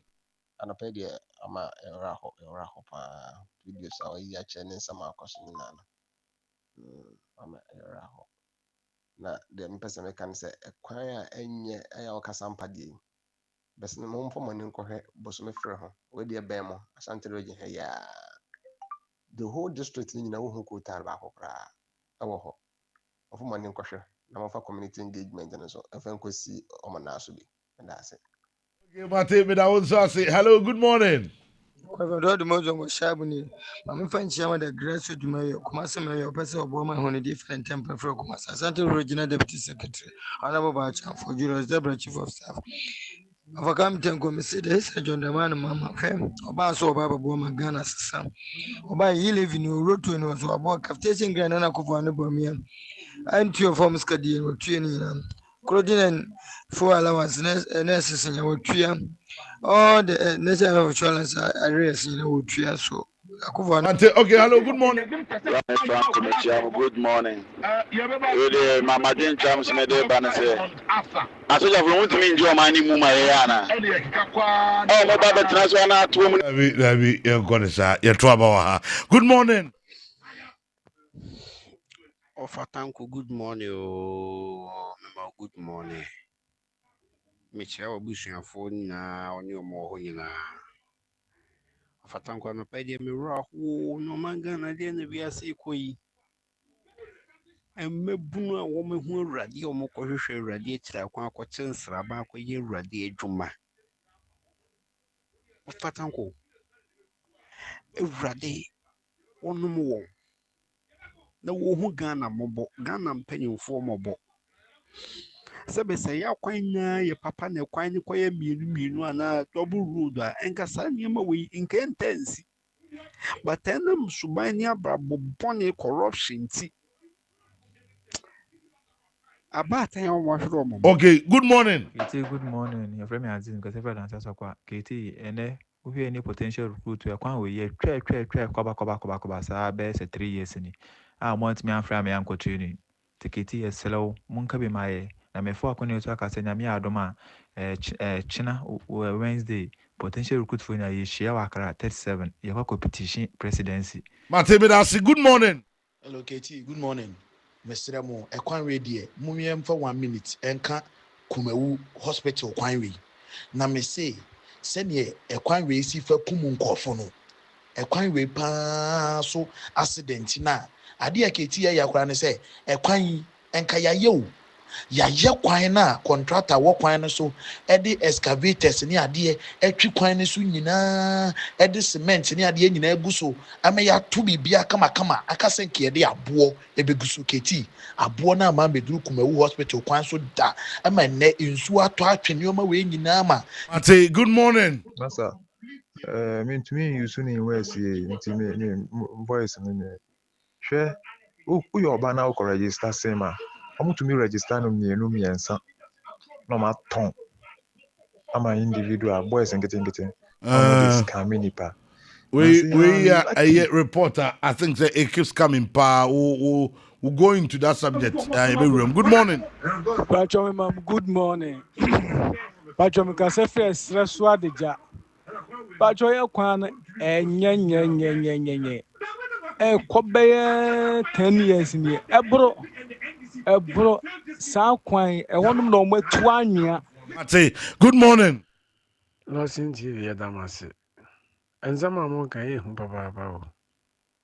Na onum se President Akufo-Addo bae no o de bae se the policy be bae se yempe twin car nsisi akwan so na aka kese hwi ase wokwan mu na na se wokwan mu ya twetwe firim Ghana for year demonstration was as me hu ya mpene because Akufo-Addo bo begigi hu sika ne ade o man bi na sa de pe ba yempe pese yitimi kwatra parliament ni ahye ye ya kwan we na ban akugina himfo anim ni abaje so ye. Okay, I remember very well. I said obia obe register o vehicle and I say yearly roadworthy so oba be renew no and you pay it yearly. I think I remember that policy very well. We when I say we, Ghanaians kicked against it. So I think I buy no and to me I introduce that levy no ama until I want some no. Happy birthday to Sergeant SK Fosu of National Police Headquarters Records Office. Where freelance corporal Fifi Opoku of Records Office National Police Headquarters. Anything none pay Sergeant Lance Corporal Fifi say young show the very best. And so Enfama Babia. Well, good morning. Good morning, of Kwame Tanko, Michel Anopai, Iseni, with the other offensive Kokote, Mamencha Reza Chairman and Akusi, offensive South MC Frank Uso Amoa, Namachek Zuba Kumazimayo, opening the ICO Kentampone de Namian Ukin, very sad. In paying for him, Fashion Go Kwam say, Carbetimania, the Kwamna, Bebe, Kobe, 24 hours a day. I know the year, papa. It's a best selling pay for fashion papa Guacom. That's like a be a Ghana for your home from my excellency. Mate, Medasi, good morning. Good morning. Me kasefre fijase. Me tahwe mo pa bet me bodi o mama. I sense mo tie be. Nim. Say on say what study a kwan na aka kase fa so pa no. Oho ne nkwanhia ni tasi. Say Ghana no. E dey shame trim say long vehicle driver de na adwene nyo. Tipa driver de na adwene nyo nti obo aben no ama kwa ma. Obe dey obi plow. Ni breaking ka. Master mo ya we so breaking ka be sa aka we di wachi a. America no oba no any aben no especially sa shark mine no any a sino track no. What ben private car no bonso obo private car so aben. Ebu ha yo oba na nsen ya fijas ni dwaben ebisi. Tipa driver oduro private car ncha no obo na ben no audition wura ho na na ma mani wuye. Oho na we am fanan hospital kola. Good morning. Hello, thank you. Good morning. The senior my pamobo. Thank you, Mr. Asen we see more demand to me and can ye. Ye kwaso ni pekun bebre na ya jinsemo. Bibi bia wo si asase we so bia ne wonu mesikwa. Bibi ne we sika obi sika obi bo na nyom. O se bibi nsikwa. Mr. mo me enka wo na ba bia accident se sisi ne man pemfo no ko na adpa bi na eso mo ye ne eso mo ya be masane man to atwa ne yakoya ma to atwa. Na esi Christopher akwa se bibi bia mo ye bia apart from nyamesom no bibi bia anye aya me bisa won se obi to nsuma Kwame Kache so for panyin nyina so mko nyina so no mko ko bompa yam yenhwe so betima yinipa na jese na nko ko gunsa meaning say so wo asase so ese ye di kaiser de man na ye di yakobon so de man na nja se bibia de na yakobon se ba ko de Medasi, good morning. Hello, Kwame Tanko, good morning. Because if Achimikedi, a friend Gideon. Anopedia mama raho pa na de Franco e Canada e no correct. Say drivers ni bebre nim road science no bebre nim road science na bi so ho no mu a wonam kwan no so na ho ko no kora no e bi ho no ma enfuye akata road science na no say wadu ba bi o ya approach kuro bi na ya tro 50 na egu ho no kora onim asechere nti drivers na bi wo education no so wo form e say omko je license na ya kire omo sa ade no ansa na de license na mo so me da say anopay mamen kamfo usika osisika heba emfa ema osisika heba semfa nto anim say na anopay yade bia hawo bia no bomode anabra say syphilis, gonorrhea, chlamydia, liver diseases, kidney infection, sciatica, also hepatitis B and C, herpes virus, obi oshan chromo pa chronic headache ne fiber and kaka unyina no ebeboa Jeffrey Praise computer say bomodiana bra ade bi efa computer ho de Jeffrey Praise womo ewo Bantama High Street oben GNTC obenya no ho no mo na bibia konka Advertisements travel and tour say akwantuo de wunim say womo ana omo aye gangalia ewo akwantuo mu ntu betu kwan na onwatumi atowa Advertisements travel and tour. Garden City University College Undergraduate School of Business makers as your admission course so between apply now also Bachelor of Business Administration programs are all draw with options in management, marketing, accounting, banking and finance, human resource management, and after procurement and supply chain management. Yes, also a Bachelor of Science in Economics and Statistics in Garden City University College. University College and make come for Eddie Amawo. Bomodia nako www.gcuc.edu.gh. Now we to apply or and now phrase 05969171186. We developing the next generation of innovators and pay Vivo Energy. Medium dancers from Eddie Amawo says Shell Remula R4X with active cleansing technology. Who use 4x4 and a heavy duty diesel engine bianwa. I mean, a person sound oil no. Make a form of the Shell Remula R4X or a Shell station me a ben wo eno no NSO na ye nyina kama a day e ma o se de be ye beboa o ama so ani atumi agye ho pa.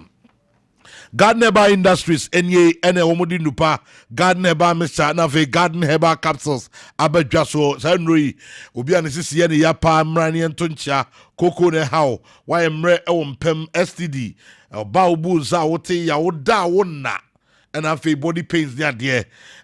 Make a full Garden Herbal Mixture, Garden Herbal Capsules. Eddie, I'm already sure and I'm not to pay. Now, one gas of bidding one dance here. Baby, a toy drubia, will be ato 020 633 5311. Bibi abakonkai amansoro wani etumi aje hu ye papa. Well, ABC game yenso ya ngaza yenie. Nyame ya adom 10 pepe. Na ABC game no first draw for the day. Na ye di aba for phone. Dial *262# on your phone. Pick any 3 letters from A to Z. Na choose sika person ucha and what you know utiye ya. With as low as 5 Ghana cedis, 10, 20, 50, 100, 150, yes, it depending. But the more now, the more now we win here. We can hear pa. Draw the eba 10 a.m., eba 4 p.m., and eba 9 p.m. Munti. Yeah, the draw time no be eba be count. So the be a movie to are winning more calling for. Now say ABC game. And penifon so etiemu sufre. So man sa edi amao. Say ofa letters be answer. Na emu ba ako eba yebo usika no mpre no emu mienu eba yebo mpre num na emu miensa ne nyina so bo a yebo mpre oha na se utiye yiye na se wasi amache no sa pepe na emache a ebia KTL machine so bo KTL maza udem kura uni how ene usika yebo 1000 ene dey amawo o twende Bomodia Council Caritas platform ni just yedi sa adwade yi ebrewo and what you rush energy drink and I make come for say obenum obepe energy anom a hwe se onum rush energy drink na eno enso ene papa no City Ceramics say bra na ye moawo so we Tyler so we plumber so we building contractor on Jesroko and the mamo and then me show City Ceramics on showroom ewo abinchi eben cabbage market no na sanso enan cry cantamanto ene danso amate konso no omo ewo eho no mo the woman say Franco say me down me ho ba me come commercial break anti say me Golden Bean Hotel yes management no ne Ford mo mpanfoni na say Golden Bean Hotel. Yes, it is an and now pay ya cha omunso so me da me ho kakra na maba me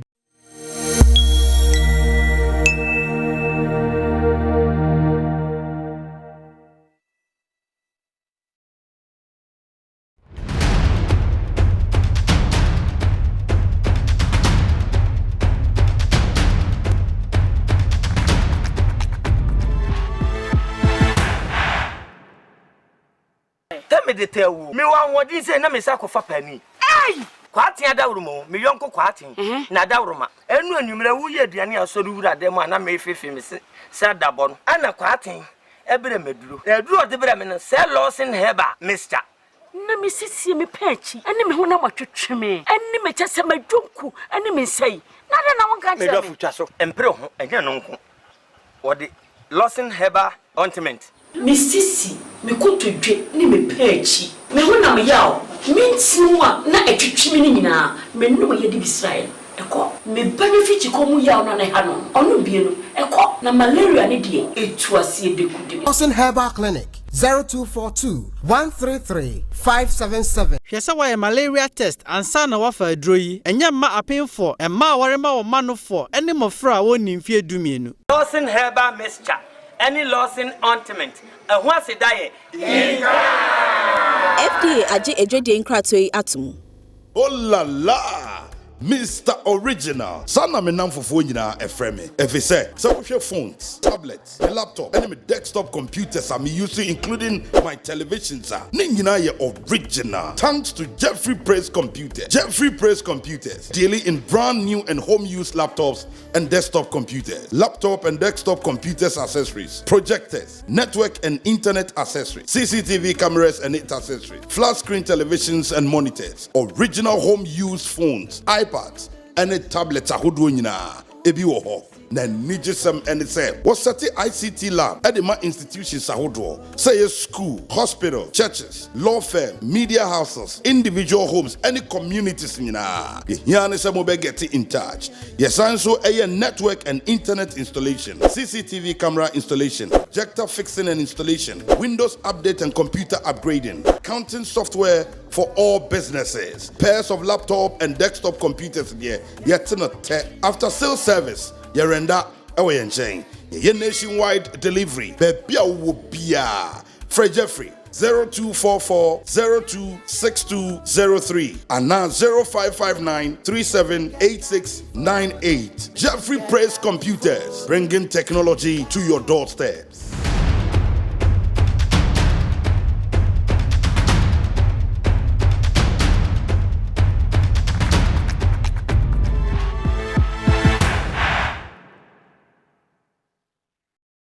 Best Brain Publication is an educational publishing firm with an in-depth knowledge in the new standard-based curriculum. We deliver quality content by investing in authorial skills. Yes, I did it! Dudu, how did you do it? I used the best brain book to connect the computer. Oh, that's my boy! Creativity and imagination. For preschool, we have literacy, numeracy, phonics, and writing. For kindergarten, we have literacy, numeracy, our world and our people, creative arts, phonics, writing, and picture reading. For basic 1 to 6, we have mathematics, science, English, our world and our people, computing, history, religious and moral education, creative arts, Asante Chi and Equiapim Chi, and computing. And we also have questions and answers for all subjects. Contact us on 0507 200 200. Best Brain Publication. Tomorrow's education today.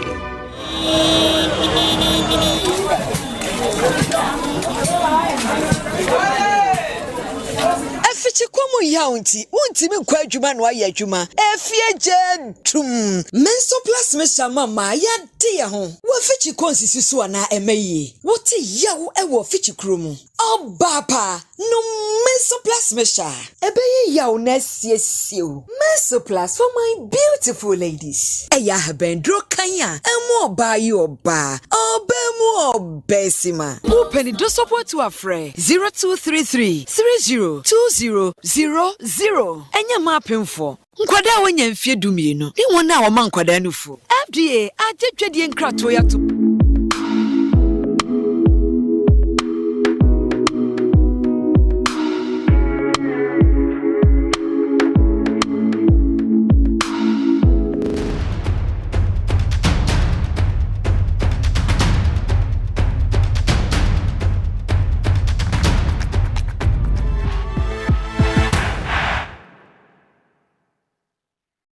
Akoso na say we say wanya de say wonyare ene o ma me di mirika ni ahopopo saa Mira na den wo say busam say na den enye wa na odi so fra me de ye wo no wontumi ntimi ntu ado mere wa me di mirika de abai Mira me fra wo no a na wo nua ba ha o na sade na me bu fa so no na okoto garden herbal mixture ebra me a masate CEO menti yaw bio garden herbal mixture akoso ya ene gana fo agya tuma po na wonim say me call pharmacy wo no wo mo so ma me garden herbal mixture no wo sa ma me garden herbal capsules eka ho eno so ye me vitality and a waist pains ene yes wanya bidi a ma me so me fa we why Mira fa ka me ho why akoso ya ma me fa na say the garden herbal capsules ebo mema no na me fa follow ya nwumre garden herbal mixture and the capsules here wo fie bia mu eno an say wo be fra garden herbal industries telephone 020 633 5311 enya ma pemfo obaten a o ma ne ba no fo ene obi a onya mfinhye dumye FDA agi adwede nkra to ya tum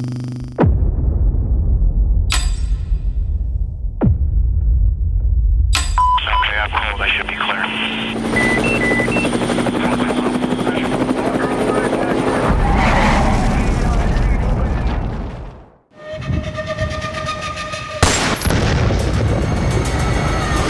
Ibrahim Traore, Surasa Gilly. This boy has gained popularity all over the world. And we politicians, people are laughing at us. All we have to do is to kill him. No coup.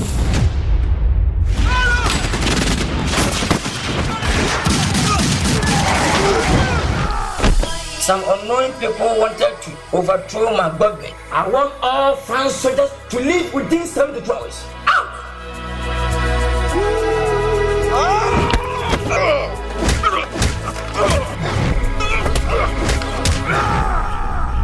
Now our enemy is on alert.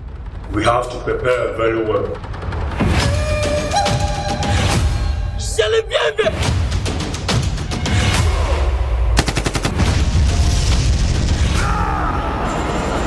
You know some of our countrymen are supporting our enemies to attack us. I am warning anyone who is behind these attacks.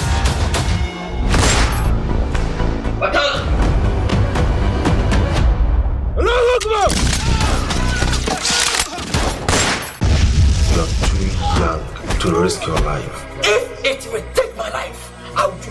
Dr. Kwame Nkrumah, Thomas Sankara, Muammar al-Gaddafi, Africa will be great again.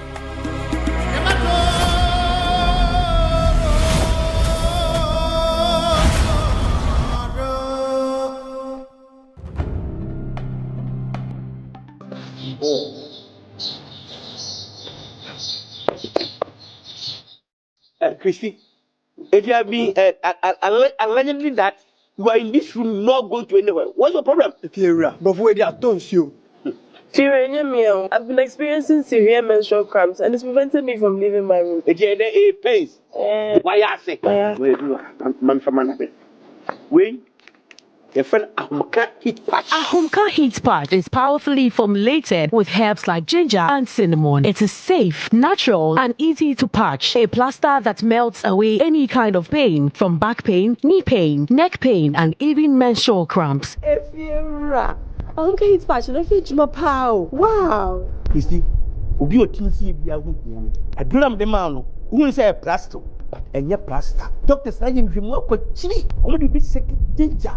Cinema. Woman, you may be nobody account. Never be a we are only telephone. Hit no a hit you now. They are no. You can get this product from herbal shops and pharmacies, or you can call 059-999-1149 for bulk purchase. This advert is FDA approved. I will get the patch.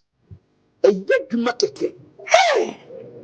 In this age, reliable and stable power supply is the bedrock of every development. However, a backup plan should always be for every business that wants to thrive to hit the ceiling. Peggett Engineering and Company Limited offers that plan. They are the importers of brand new original super silent Cummins and Perkins generators from the UK. Peggett is also the sole importer of comfy air conditions that comes with an inverter. At Peggett, we undertake installation and servicing of solar panels, generators, and air conditions with certified ECG installers. Here, everything is done in a professional way. Call now on 0244-599-124 or 0265-468-434. Peggett Engineering and Company Limited. Locators at Ahinsan Kumasi, adjacent the Kumaruman Rural Bank or opposite the China Mall. Peggett Engineering and Company Limited. The entity you can trust. And you want how I drink me want no ye mouth. At Sumpan insecticide spray and mosquito quell. Ye wanna who do me lemon and lavender, a kumun tuntum and tefre and a nyumwa who do se bribi and ya would robia a watchery. Shannon so say and not them a bra washe and tuntum ro, demom train simedunumontem. FDA aje edredian cracks way atu. At Sumpan insecticide spray and in a mosquito quell. Ubenya be a supermarket and a store be Pedodo Tua for 0553 082 674 at Tumpang and Demufua. Abusia Lawson Enterprise, Yabamoba, a one-stop shop for drinks, beer, or pay a decoyo program. A fro, aberdeen to a party, and now say a ye, and somebody now pay say a doco, you were Fanta, you were Sprite, you were Coke. ye wo malt any assorted soft drinks bia wo hia bia and na eba de eno so ano den kakra na so wo eye club eye savannah eye hunters eye panache anase keys ahodo ni nyina smell of emudie hen ye bemmo wo bi ama de kwakwedi udwuma ensade bia wo pe bia wo benya maremfi say eba bitters adwasuo do so a Lawson bitters assorted wo pe ginger no wo pe de hen ye woni nyina bi e wo ha no mo odofo wo hwe eye Lawson enterprise nko a na se wusika sem a wo de efa ensa ho no emo ano a wutimi ba eme ye mma wo nsa ne bi e de koyo program wo wi a no ba betia ensa bia wo pe ene duduo bia wo pe no wo benya ne faako atufuo bo ene ye de ema wo anya Lawson enterprise wo nya ne ba bia ene nti wo ba na wo bedru Lawson enterprise e wo kwada so hwimase a ensa bia wo pe ene duduo bia wo hia no wonsa beka hwehwe Lawson enterprise e kira kwai e wo kwada so hwimase ye ne rollers e di hwe ni mo fe number ye guasi na ye monkomo Lawson enterprise one-stop shop for all drinks. Lawson Enterprise and sahudu nyina dwesuo ne ha. Lawson Enterprise.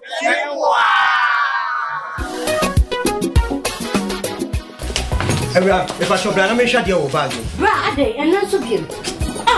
Na tell me about me share me see you ba queen why me say. Bra said the time about Misha esia gimi ni me fie for enya dia ba ko pe ebe so ye. We dey do this ofa ni nyina. Bra se me ka se me di time about Misha ho adanse a riase nyina ebe te me nka enti se malaria wadra ni time about Misha. Enya anu ko die nanu ato a wontumi anidie no wadra ni time about Misha edre enya ma oba wa fa afuro die wo ma akoda no fo ene akoda woni fie dumienu ansa na obeto time about Misha edre bi no hwe se wako hospital anasa lab am wo hu se wo a 3-day malaria ibi ansa Kayo se time ni TIME time about Misha afi malaria fever bi adani ziva ewo mu no ebe tua ubenya bi ato ewo over the counter medicine sellers any herbal shop to do na mu FDA agi edwadie kwaso.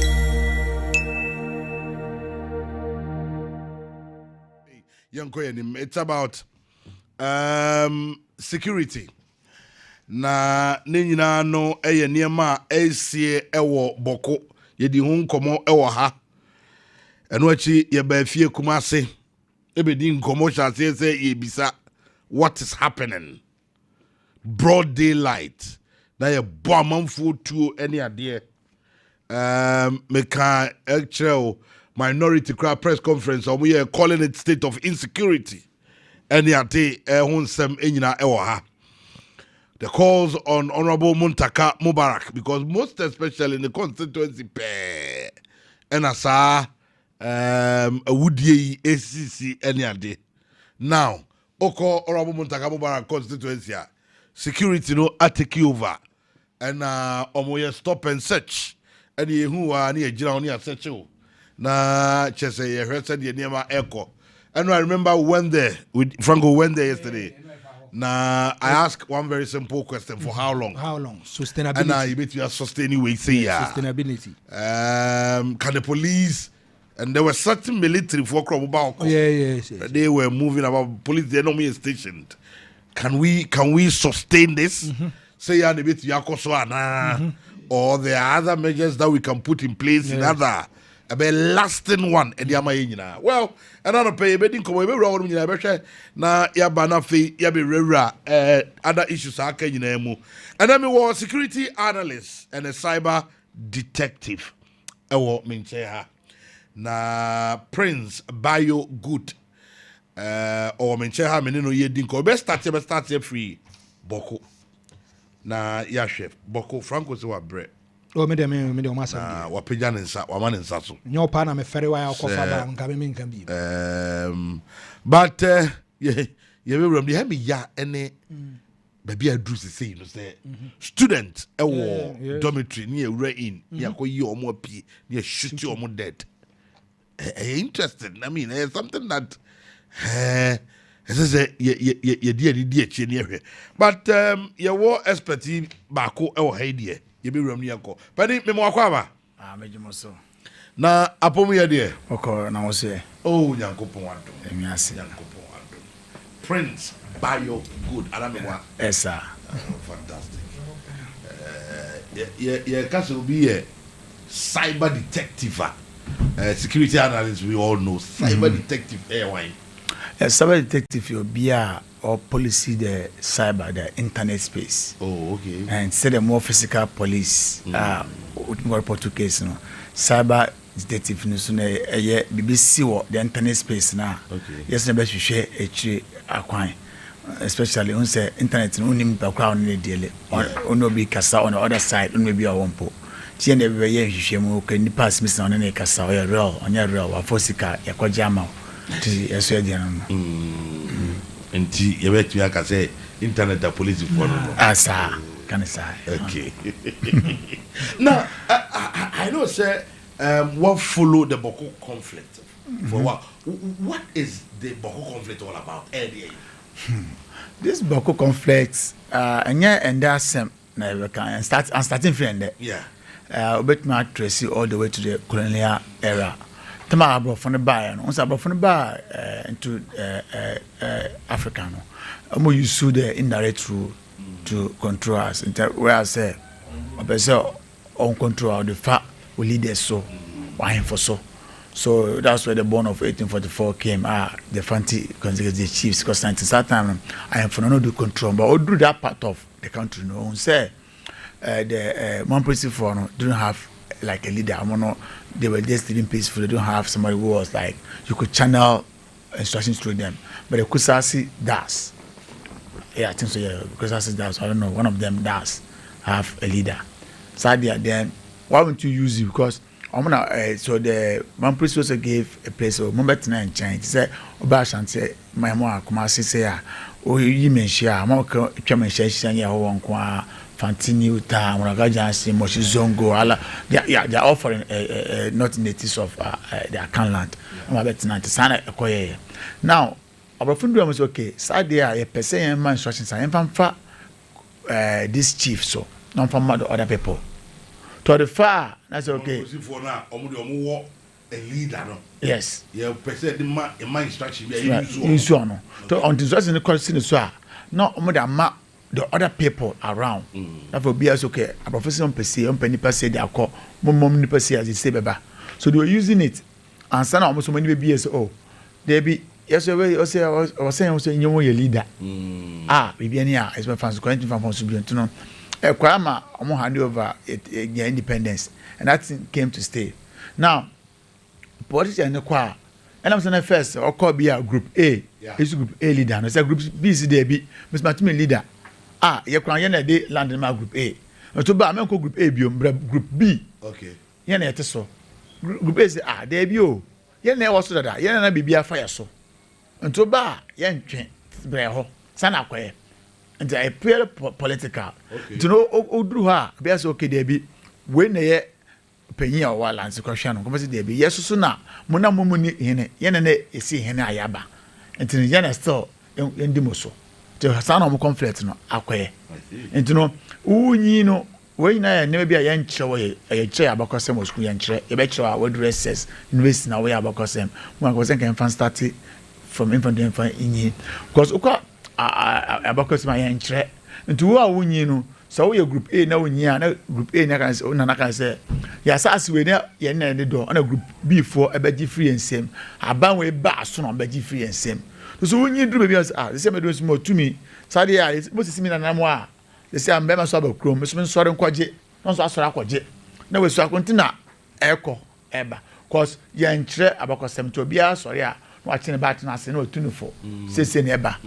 Ye ne di hin na matu efiso nko de ntino.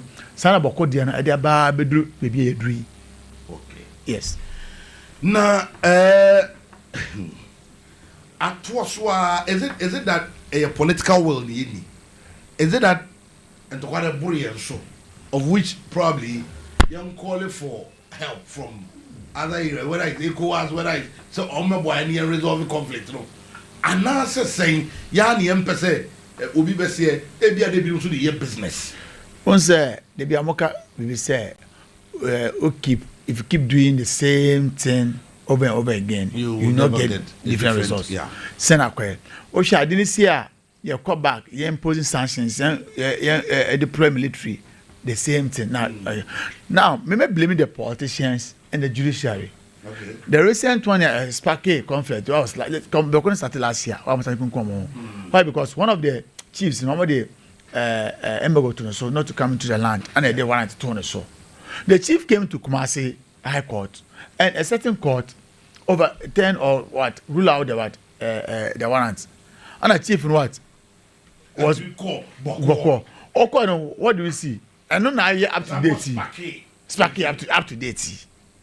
What I say, banker judicial now bema, and as a judge in Emma or Dana, say you consider the lives who we lost. At times, because it was so critical. Yes, election period. Just to tell you what is the interest of the judge. So I didn't buy my looking at one side. Look at the external factors. The judge now more or than at that critical time. Interesting saying. They no nyaye. They no person achieve. No matter that order. A judge, did it actually do a security assessment before giving a judgment? Or that's why you're judged. Go come home and find me go and do it. So I blame the judiciary because some of these matters are court. I could do the superior court. Yeah. But still, people find a way of still taking a fraction of the same incident to court again. What I say? Why? Because the court not create some means. Oh, we can still bring certainty. But if we take some of these incidents, probably establish chieftaincy tribunal that will only deal with chieftaincy case, and chieftaincy case will end there. I will not go to the judiciary. Some of these matters can be resolved. So I blame the judiciary in this matter, and I also blame the politicians in the matter. And the idea the person solve it, everything solve it. And then because but for instance, the chieftaincy court or tribunal can come in and then solve all chieftaincy disputes in the country. No more court. So it's one of the things to take out politicians. Okay. When you visit that side of the country, don't pay homage to any chief. Yeah. Go sparky fire. Debi. Koyo campaign a PFA system. So be chiwa modia. When they me share a base park. Mo nyina mbra o. Wa mba hono no. Me member palace. But o ko na start ko be mo palace ah. We say o come palace oba no do lan kusin ba e. Me palace oba do cool na ba e so mbumi. People read meanings to a lot of things. Ebi a wonu say obi a o lan kusin a call palace A no. Ebe a say to the Kuro and call Palace B. But it's a Palace B not taking offensive because we say, yeah, one for them could stand by one just say, Bumi. Well, Sadia, politicians, young rule them out of the system. Not like, running the more. Because it's so it must solve it. So when you're the only conflict, we are saying to solve it. Where the same people, Kusasiman Prissy. Mama Yarga, I never pay Man Prissy, and Mama Yarga is 50-50. What's it? The current majority leader. Yeah. So there's intermarriages there. So I don't think that people Ankasa are fighting. I think it's with the politicians, those who have influence. We are rather making them to fight. Because I'm passing here, can't worry. And then politicians, we have solved half of the conflict. Yes, Sarameka, you have solved half of the conflict. Then Jama at least. They should have some kind of if some of the chiefs, the kings, primary chiefs in the country, they should be like probably the panel. What about the involvement now of His Royal Majesty, the president himself, and a call on him? Said the YN baby abesin kono. I mean, it started so well. Times when you drive past, yes, buy in their buses, the calmness, said the common so afterwards, release on the Maya Wabontin said things are going on well. Yes. And the until now we are. Yes, or here is a kumati. Until Bokodiano, I started last year. To one Tracy and caught last year, Tama Muma, not Uchab Frisena. You problem now. What's that thing made on our solve call? What I say, but it's not only two for that should be involved. Okay. There are other kings that can bring them. The Yana is there, the Gamancha is there, the how do you call it?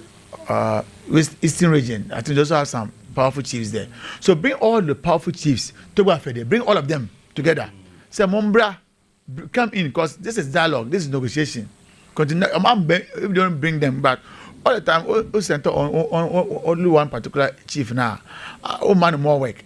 Bring other chiefs too, other kinships to come, because we have intermarriages. We won't incline no from that side. We won't worry from that side. Continue worry from that side. Then count. So when we start bringing all these chiefs together in a panel to solve this, we say, okay, probably if I'm going to hear this person, my in-law says I should stop because this is for my in-law. What I say, the people from the upper east and the upper west, also those on the other side now, some of the factions, a lot. Bring them in. Don't limit it to only the Israel Majesty or something. Bring the other chiefs inside. No say what? It's a matter of concern for all of us, not only one particular kingdom, the country. Okay. Well, they say targets the cry they have it, but now school children are being targeted, women are being targeted near there. But even in war front, there are exemptions.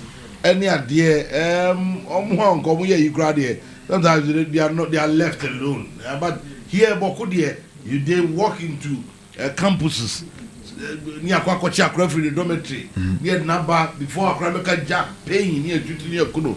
I mean, Sentinel American say, Yaboka Seminole, Yang Pesebek school now. No, share the Gumba Kukuma war. Nice here now. They were even abandoning Ukraina, almost so many years ago, Bemani Kuno. Why? Because Mr. Bemano, Uniba, you want to what revenge. To school Nina or school, no, Opiba, you want to revenge. To know, why not go and execute the person? Sana Kwe. And to Uchaki, the Akona is a trend. Uchaki trend now is target killing. It is not random. Yeah, it's like, I keep saying that you're almost wanted list. Or a hit list, eliminate by one. So, can we link all these medals? No, how we linking them? First person who will say, Chief, what and what does it have? What connection does it have with the second person? What common things? The intersection. Then what called the next one? What is the intersection? What's the intersection? The common things. No one's okay. They all have this in common. Maybe that's why they were executed. After that, you just okay, most of all the instances, I think they are all Muslims. That's one of the things in common. So what's the other thing that you have in common? They are all from the same area. Now, what other thing again? The incident happens at a certain locations. So look around this trend now. It gives now an idea on how to approach the system, provide solutions for it. But once check the trend now on and now, so. Let's bring security, curfew in Kawana. You are not solving the issue, you are not solving the problem. Because the first man was killed at after prayers. What I say? The second incident too happened after prayers, which is another common thing. Then the mobile phone security agencies, then more. What is it that after prayers, then the attackers come in? You get a point. So and the trend that someone share. I say, and usually they come on a motorbike. One motorbike, a common motorbike, uncle for high speed motorbike about being common one on being. Usually the Bokuni panel wears a smoke to conceal it. So Osha trend the say, okay, this is a target killing. Because the point is that the chief was sitting down. How did they know the chief was sitting down? Because somebody be no. How did they know the dress the chief was wearing? Say Onimekuno. So somebody was at the scene there, giving them information. Say chief, say I'm about on the Jamukunu. As one say two, the uncle so someone's giving information because probably one pay we no contents correct in common. All kind of car motor so buy. So meaning no be any information. We say oh sorry for the car mokunu. Officer Diano, I be a free Accra neighbor or do an or transition or twaso. One man who say car no or see free. How will they know say sit now or tini? Yeah, it was being traced. To do can do ramping or slow down so off runner. I'm people because the late ambush. All people open fire on him. Like I say, so it wasn't a random thing. It's target and well coordinated and planned. So what Nasiam planning say this is a solution now on to go business as usual, intensify security, increase security presence. It's normal thing. Omonim say say this is what the police will do. So those who continue about, we say there's different measures, new measures are to limit them from committing the crimes. A worry, a free ho. Now gradually because we are escalating to this side. A worry and now because nobody knows. Now ebi or China being so you be here, be attack you before for at this time in Ashanti region. Okay, they also have a chief in Greater Accra. Let me also do that. The one in the central region. I mean, a worry, Anna. Yes, it's very, very worrying because Oshe just so offensive Diana. A lady was also shot in the process. Now, not only the target. The third person, which was a military man, who was on pass, was shot in the knee. He wasn't a target. So it's worrying because only where you find yourself, and then this things don't happen. Who could be shooting be a target, you know, because the van one, the target was hit. But the hit or additional people are not among targets now. So it's very worrying. But what you also it's not like you come kojoaha, sada yaso I kunu. No. It's a hit list. Now I will emphasize that there's certain people that are looking for. And I will see who because it's not like we are random selecting kill this person. No. It's some people that are looking for. Which the chief there on the Waha. They say he receives all Kusasi who comes into the region. He receives them. You know, people feel like, okay, if you're receiving them, you have the influence on them. Then he has become more powerful too. Because he has some money, chieftaincy in the village. So that makes him a more powerful chief to commit more crimes. Okay, then this man is powerful. Then let's attack him. Oshe Papa ya amukuna as once in the year. As once two now. No, they say it's linked to politicians. So people believe, okay, maybe he can use his influence to what? Support people to fight more of the conflict in the place. Osha Abiola is a social media communicator. Okay, let's silence this guy. Yekuna, no more noise, the noise and the encounter. Because when Abiola was shot and the police came to him, they found a weapon on him. He was also armed. Meaning the guy was what? Afraid of his life. And also protecting him, but still, Angosiaga. So, what is the connections between these killings? Who are they? What do they have in common? Are they the influential people in the society? Do they have power? Do they have money? No one's okay. This is the reason because it's a hateless. And you say, yeah, no. If you're doing that way, we only get it wrong. It's not say because they live in other parts of the country, other parts of the world. Then you go to US, you find them. US baby gun. What mean to this or to Manchester. And then come come there, and then come call US the gun blazing. Come US. But why are they not doing the US? So they have a selected people that are doing it. And another one is that why not other regions but Ashanti region? Abiola came all the way from Accra, crossed about 2 or 3 regions into Ashanti region. So that means that the security agencies have made the region a safe haven for crimes to happen. Ashanti region kuna pa maya did the investigation when more. Probably other regions here, we are me. So what are we doing wrong in the region? I'm going to free after all this. We have 16 regions. After all 8-9 regions, what are we doing wrong? That's what we have to ask ourselves. So it's really, really worrying. But do you for what would be say we are doing right?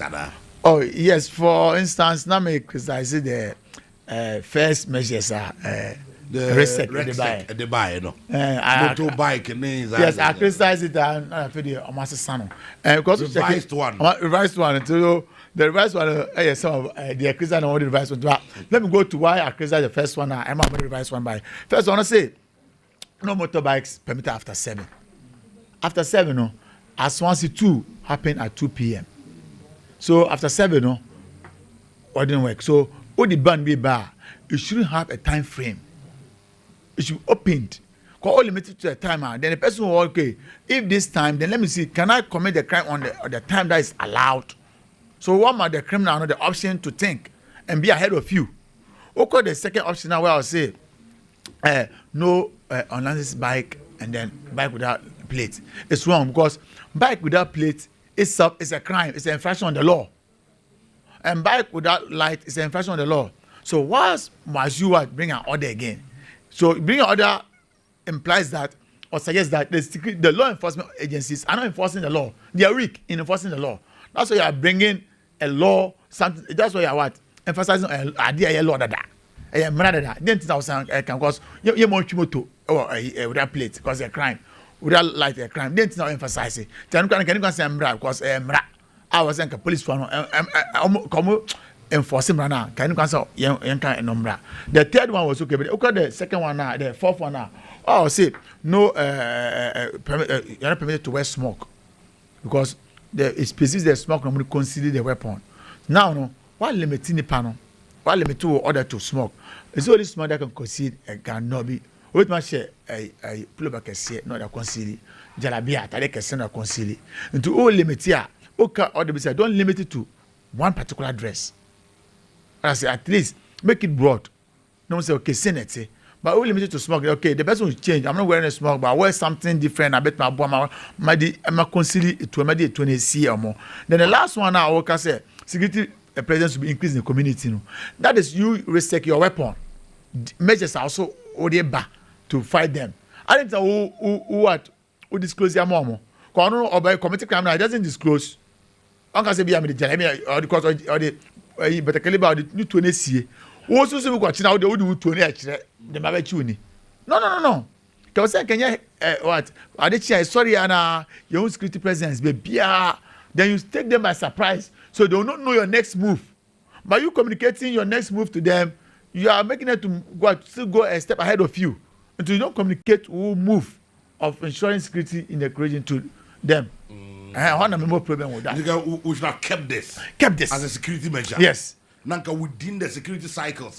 No? You know what you're doing. Okay. So if it's a ban, the ban is announced. No be aware. Okay. But your measures increasing security presence, conducting search, increasing patrols, it's your measures and me can't share.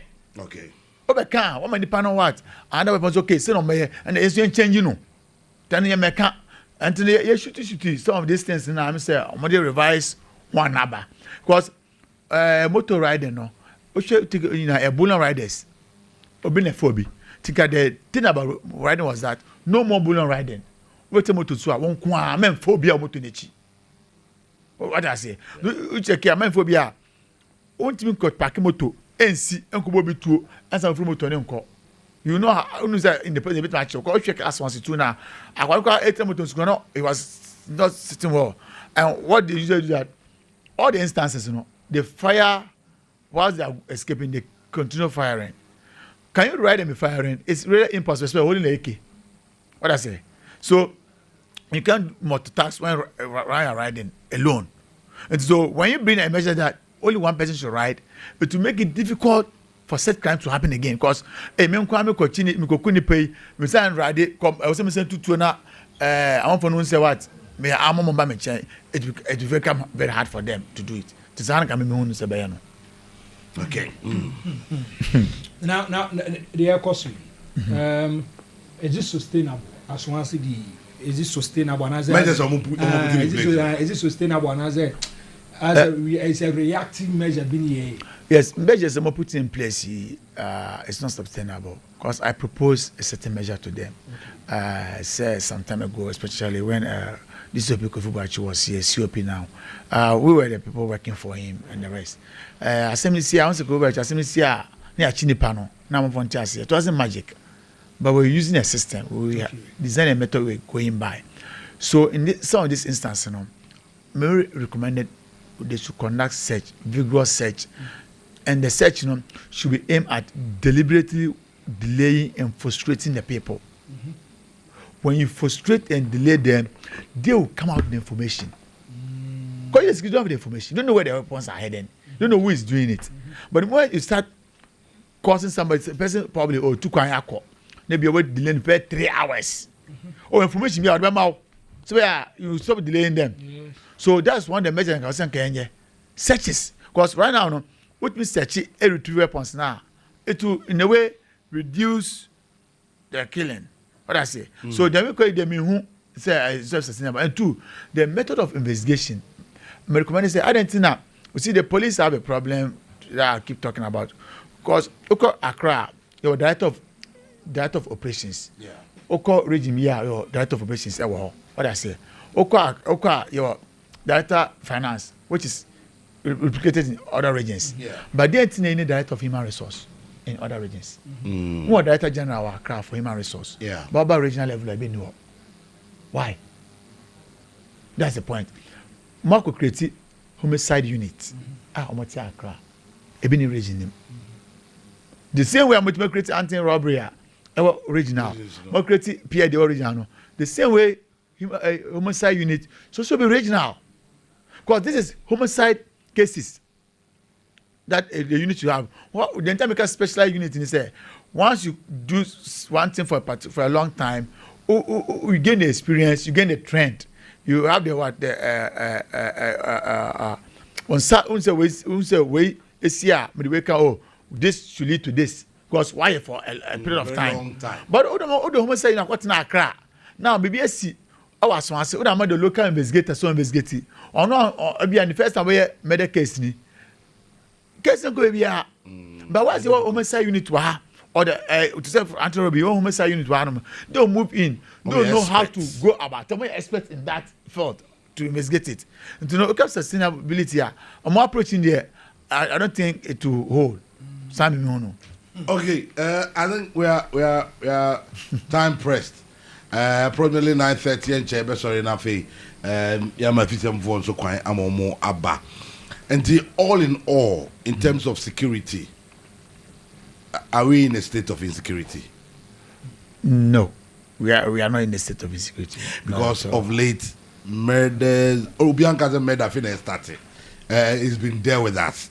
But I say who can cry the rate at which amount for now ritual killings any idea anyway people feel it's on the rise and until I'm being say we are in a state of insecurity. Yes, let me walk you through 5 points. Research here. We say I am we start from a middle you get a solution. Let's go to the students the high school here. Violence at the school.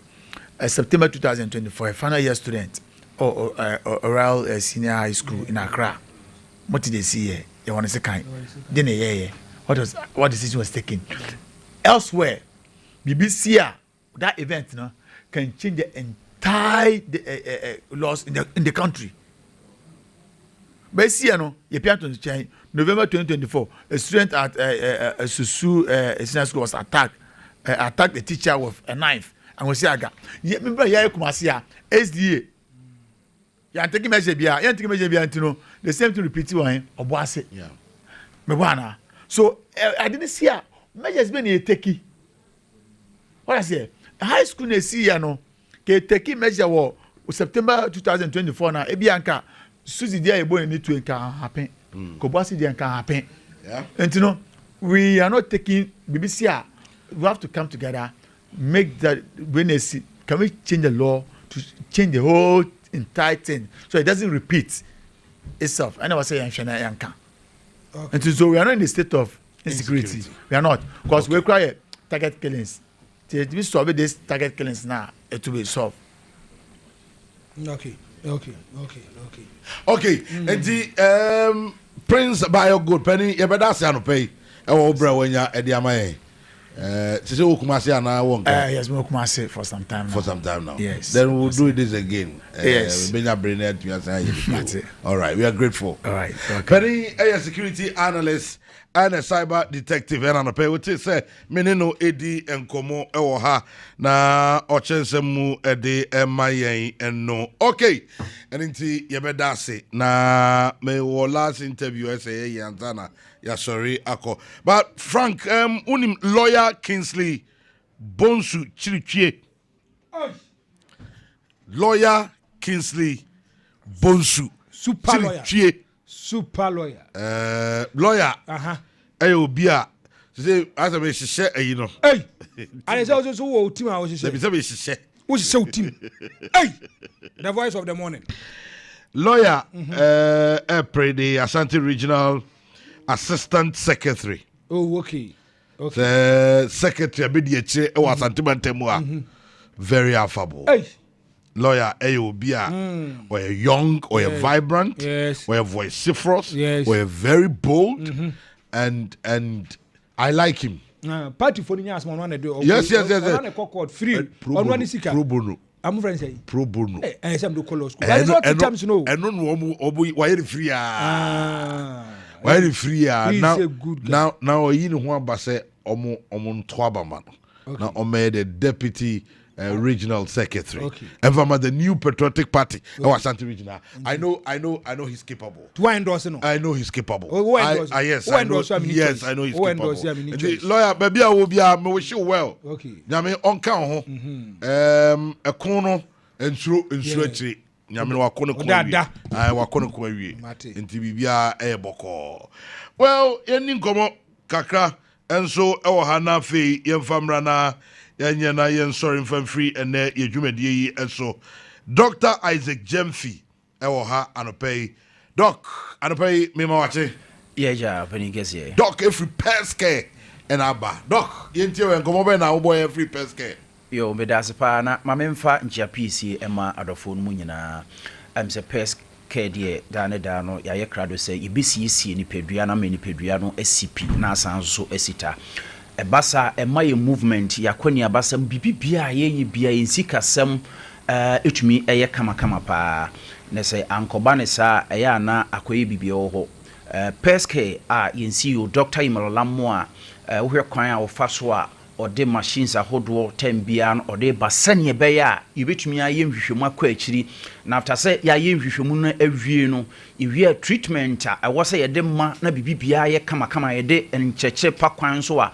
medical ye kan non pharmacological treatment sane beya yare na abani paduam no enioma bia ya na unnimu a wo ya ema yare ne kosoro no inya abotrechechero sa enioma ye onioma bi wo nso a wo ya eboa wo ma yare ne ba form ansa na the pharmacological aspect enu so ye nupa ewura ni paduam mu a eboa ma organs a ye vital organs ni nyina no ye active emma ayarsa bantentem no aye vitamins and minerals ye natural no ye de no so aka ho tubo hu se within short possible time no bo hu se na yare no a wo free se nka wo ho nto no sisi a wo bo hu se na wo ho to me hyew peske yenyuma pa no de ya tremu ewo miamia hodo ema adofo no a omwo ba bi ti se Kumase Ashanti region no ye wo Bantama udu Bantama G runabout ye wo Medlab dan no achipe sanso na ye wo bibie ni udu bibie ni a ye ben runabout ho a ni se hwiman rubank e wo dan krom na ye wo se hwio so bia e fro ho adwena se mpomam a ye ne Pentecost asori dan wo ho no edi nhwani mu pe na ye wo takwa Roman stores udu takwa Roman stores Zenith Bank wo ho no ye ne omo enedi nhwani mu pe ene ye wo takra de anaje udu anaje a Queen of Peace udu ho a Queen of Peace ho no goyo for Valencia shi bi ho ye ne omo enedi nhwani mu pe ena ye wo Accra La Paz Nyameche Junction kata ho se akire ho a Ghana Water Company wo ho ye ne omo enedi nhwani mu pe a ye boadofo no ma sunya no nso so udu ho a Rex Total for Valencia shi ho ye ne omo enedi nhwani mu na enigisem ne se won mo a omo techiman mpatam ho nyina no nso no Dr. Imololammo a ne nepa da no opese Ghana enya na ewiase nyina nso so enya emfaso so no sese no kra de next month aye August years di enim ya no that is 6 August ya no ye the new branch aye wo techiman esanso be ka won mo mpatam ho nyina nti won mo mpatam ho nyina no nhye no so se peske ye be piem wo ho bibia eye set nyame ya adoma ye di free medical screening exercise na ebe hyehyɛ so ewo ho nti obi bia wo mpatam ho won mo tachiman wanchi ene miamia hodo ewo ho nyina no nyame ya adoma on the 6th of August Wednesday bia eye tachiman abamu number 2 uduru ho pe police MTTD officer ewo ho ye ne omo ne bo ho pe ewo ho as adwumedie kese ye free medical screening exercise ye de be hyehyɛ so ye de be bie ye new branch e wo tachiman no nyame ya adoma ye de babe ma adofo no mo ho mesro yawe bia hawache obi o ho a ose o sese no de akwa ni se da bia no oyare ni tie ne ya ontumi na ne yafunu ha no o ho a ni nompem hwe no dwonso sem ye ohaw mesro se wo tie me ana wo hwe me na yawe bi tete udihye bi wode ane se nyame ya adom a obeba be piem oho ye de hwehwemu akwa akiri ye benya abotra check wo vital organs no be kan vital organs a ye wo honam akwa bebre ne woni padua num nenso ye wo 5 vital organs bi woni padua num asa chemato ba ho a wan hwe ade bia be wo se spirit bi na ni wudili enti de di kan ya mebo so ye brain no eno ne control ni padua no a ene other organs bi a ye nerves a ene de atenka no ba ene ye spinal cord edi dwuma bom no nyame ya adoma ye be check ye brain afi akoma no a eno nso so one of the vital organs a eno nso na pompi moja the necessary nutrients akọ honam akọ aka no nyina mu no emprepi yare bitimi ba ho etumi mo akoma no afi bo won tentem ye bibi kakra bi wabre wani su chinu nyame ya adoma ye be check akoma no afi ye liver na one of the vital organs a and also perform about 500 functions no and nipa bebrebe enya problem wom nti omu yefunu ye kese obi ho jonso ane jonso ani yellowish color nanso no onim se ne brebo no chemato aba baabi wo brebo no na ade a ewura nipadua mu abroni beka se ye toxic substance no eno na yifiri ho ti wonu obi bekwa kodi aduane bi se bi obohu se ne nipa na firim nanso so ahoden wo ho ema wo a oni ni die no isan se o brebo no ye stronger da bia no etumi eyi ade bi ye awudro mpofiri ho emra ano nye dendenden nanso obrebo no ano nye diana se ahoden ana ne function no entumi eni dwumadi a edi ya wan hwe bibi kitu bi na ona wokro no nyame ya adoma ebenya abotra check sa vital organs yi obi ha ni kidneys yi amani sisi ye ne ya nyame ya adoma be check memo muntumi nwunso yi sanse prostate no problem bi abam won mo omoni hawm enti won mo tachiman nyame ya adoma abamu number 2 woni mo bi awon patem ho a nyame ya adoma emma sa free medical screening exercise yi emma onhwe isanse se wa mabia na wa ye no sanse won mo mpatam ho nyina ye de ama obi bia doctors ne dawson doctors ne bi be free Accra ne be ba bi be free Kumase bi be free Sunwane won mo sahwi mpatam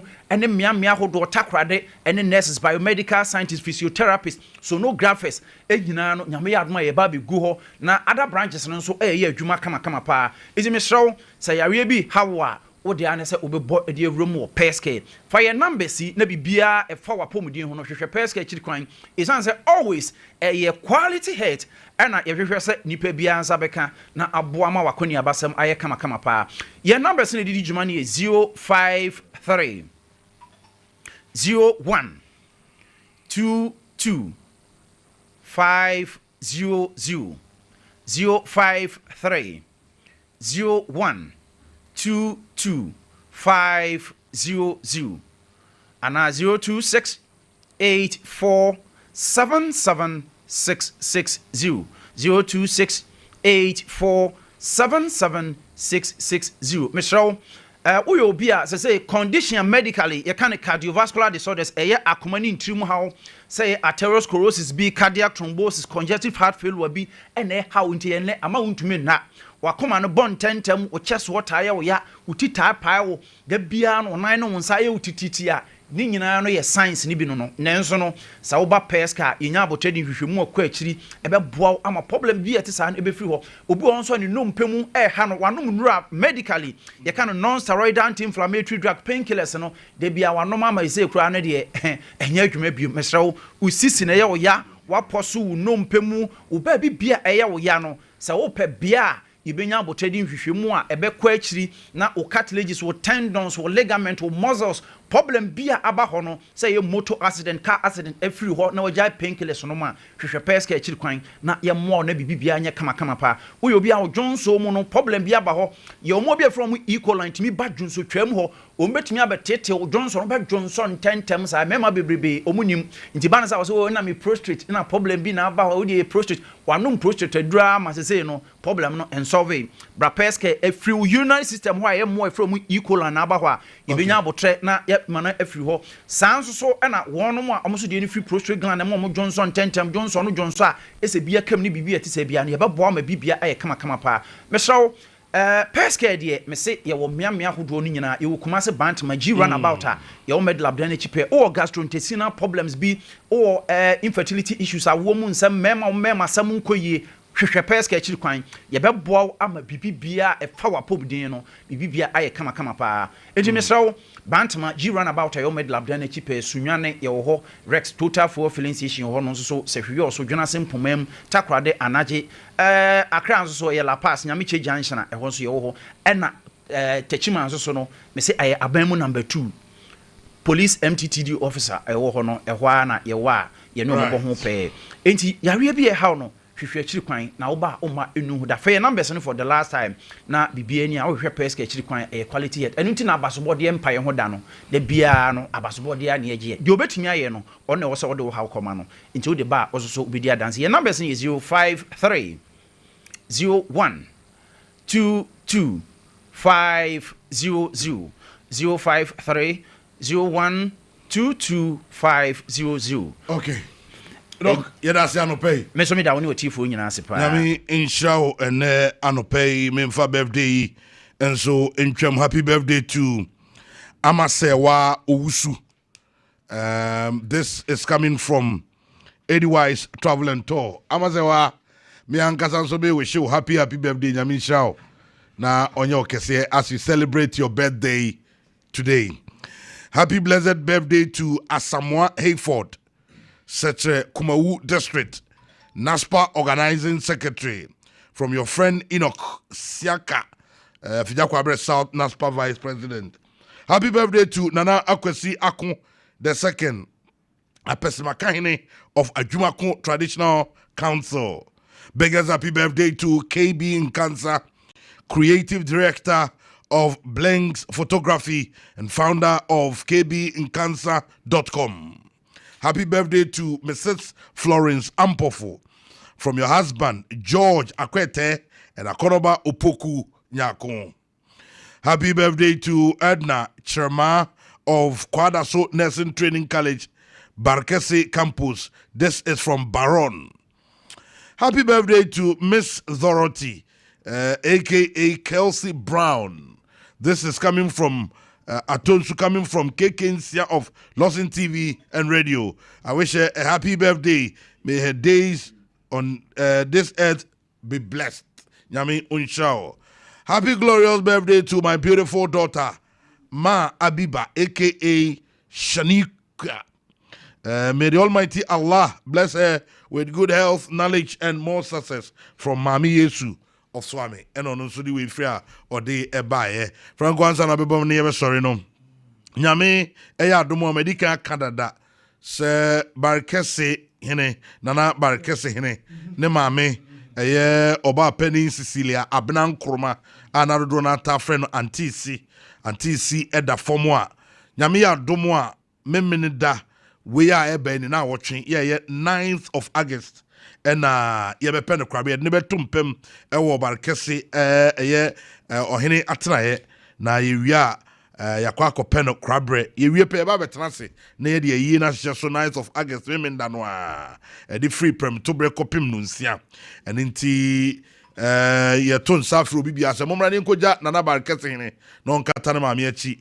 Na enyefe kwasiye danso 10th of August no na sia sorry because of Christ Ambassador Baptist Church ewo Barkesi hono mo a yewia yasia hia ewo abusuafie ho a nana yebeba do na yeba beja mo akata o ma me achi amana efe o ma me dafo mo ame so ma me na dafo mo enti yeba beja Franco the voice of the morning o pass as papa to o ton eno any boogie se enko enko piem ho o do na echema abu akwa won sabe tima kan 0543867793 Dawood Herbal Hospital for na FF kwa capsules no ointment na ba pebi nanom na hu ointment we just krapa Old Metro FM ho ne wo 0244886437 Family Draining Limited ho ne kwa pie bo ho hun sansam de eno any Family Draining Limited wo do na echim e wo dum runabout a won sabe tima kan 0244144822 Uslas Enterprise yenkonko pe genset aye papa 02035498 Doc charcoal activated powder yengo pe binum onmo ye boawo ama ho atimi atɔ 0206616628 Western Pizza Bite and Lunch yenko na yenko di ho atumpa insecticide spray kona ko powder na ho ntimi tɔ Kwanlu Ghana Limited enu papa ne fie no kona ko pe bi enum ahomka heat patch for plus and house na yere nyina empe ba bi emfa bed power do 6000 na fe ho entimi ento obi anko pe app ne bi na onyi ho adwuma adusa heba mesha and capsules ko padro bi nom na ho entimi ento enti afa ena yedi AC the king yes sorry ti yes sorry die na afisem ena take you nyame admochena ye besia hia kro bibia rock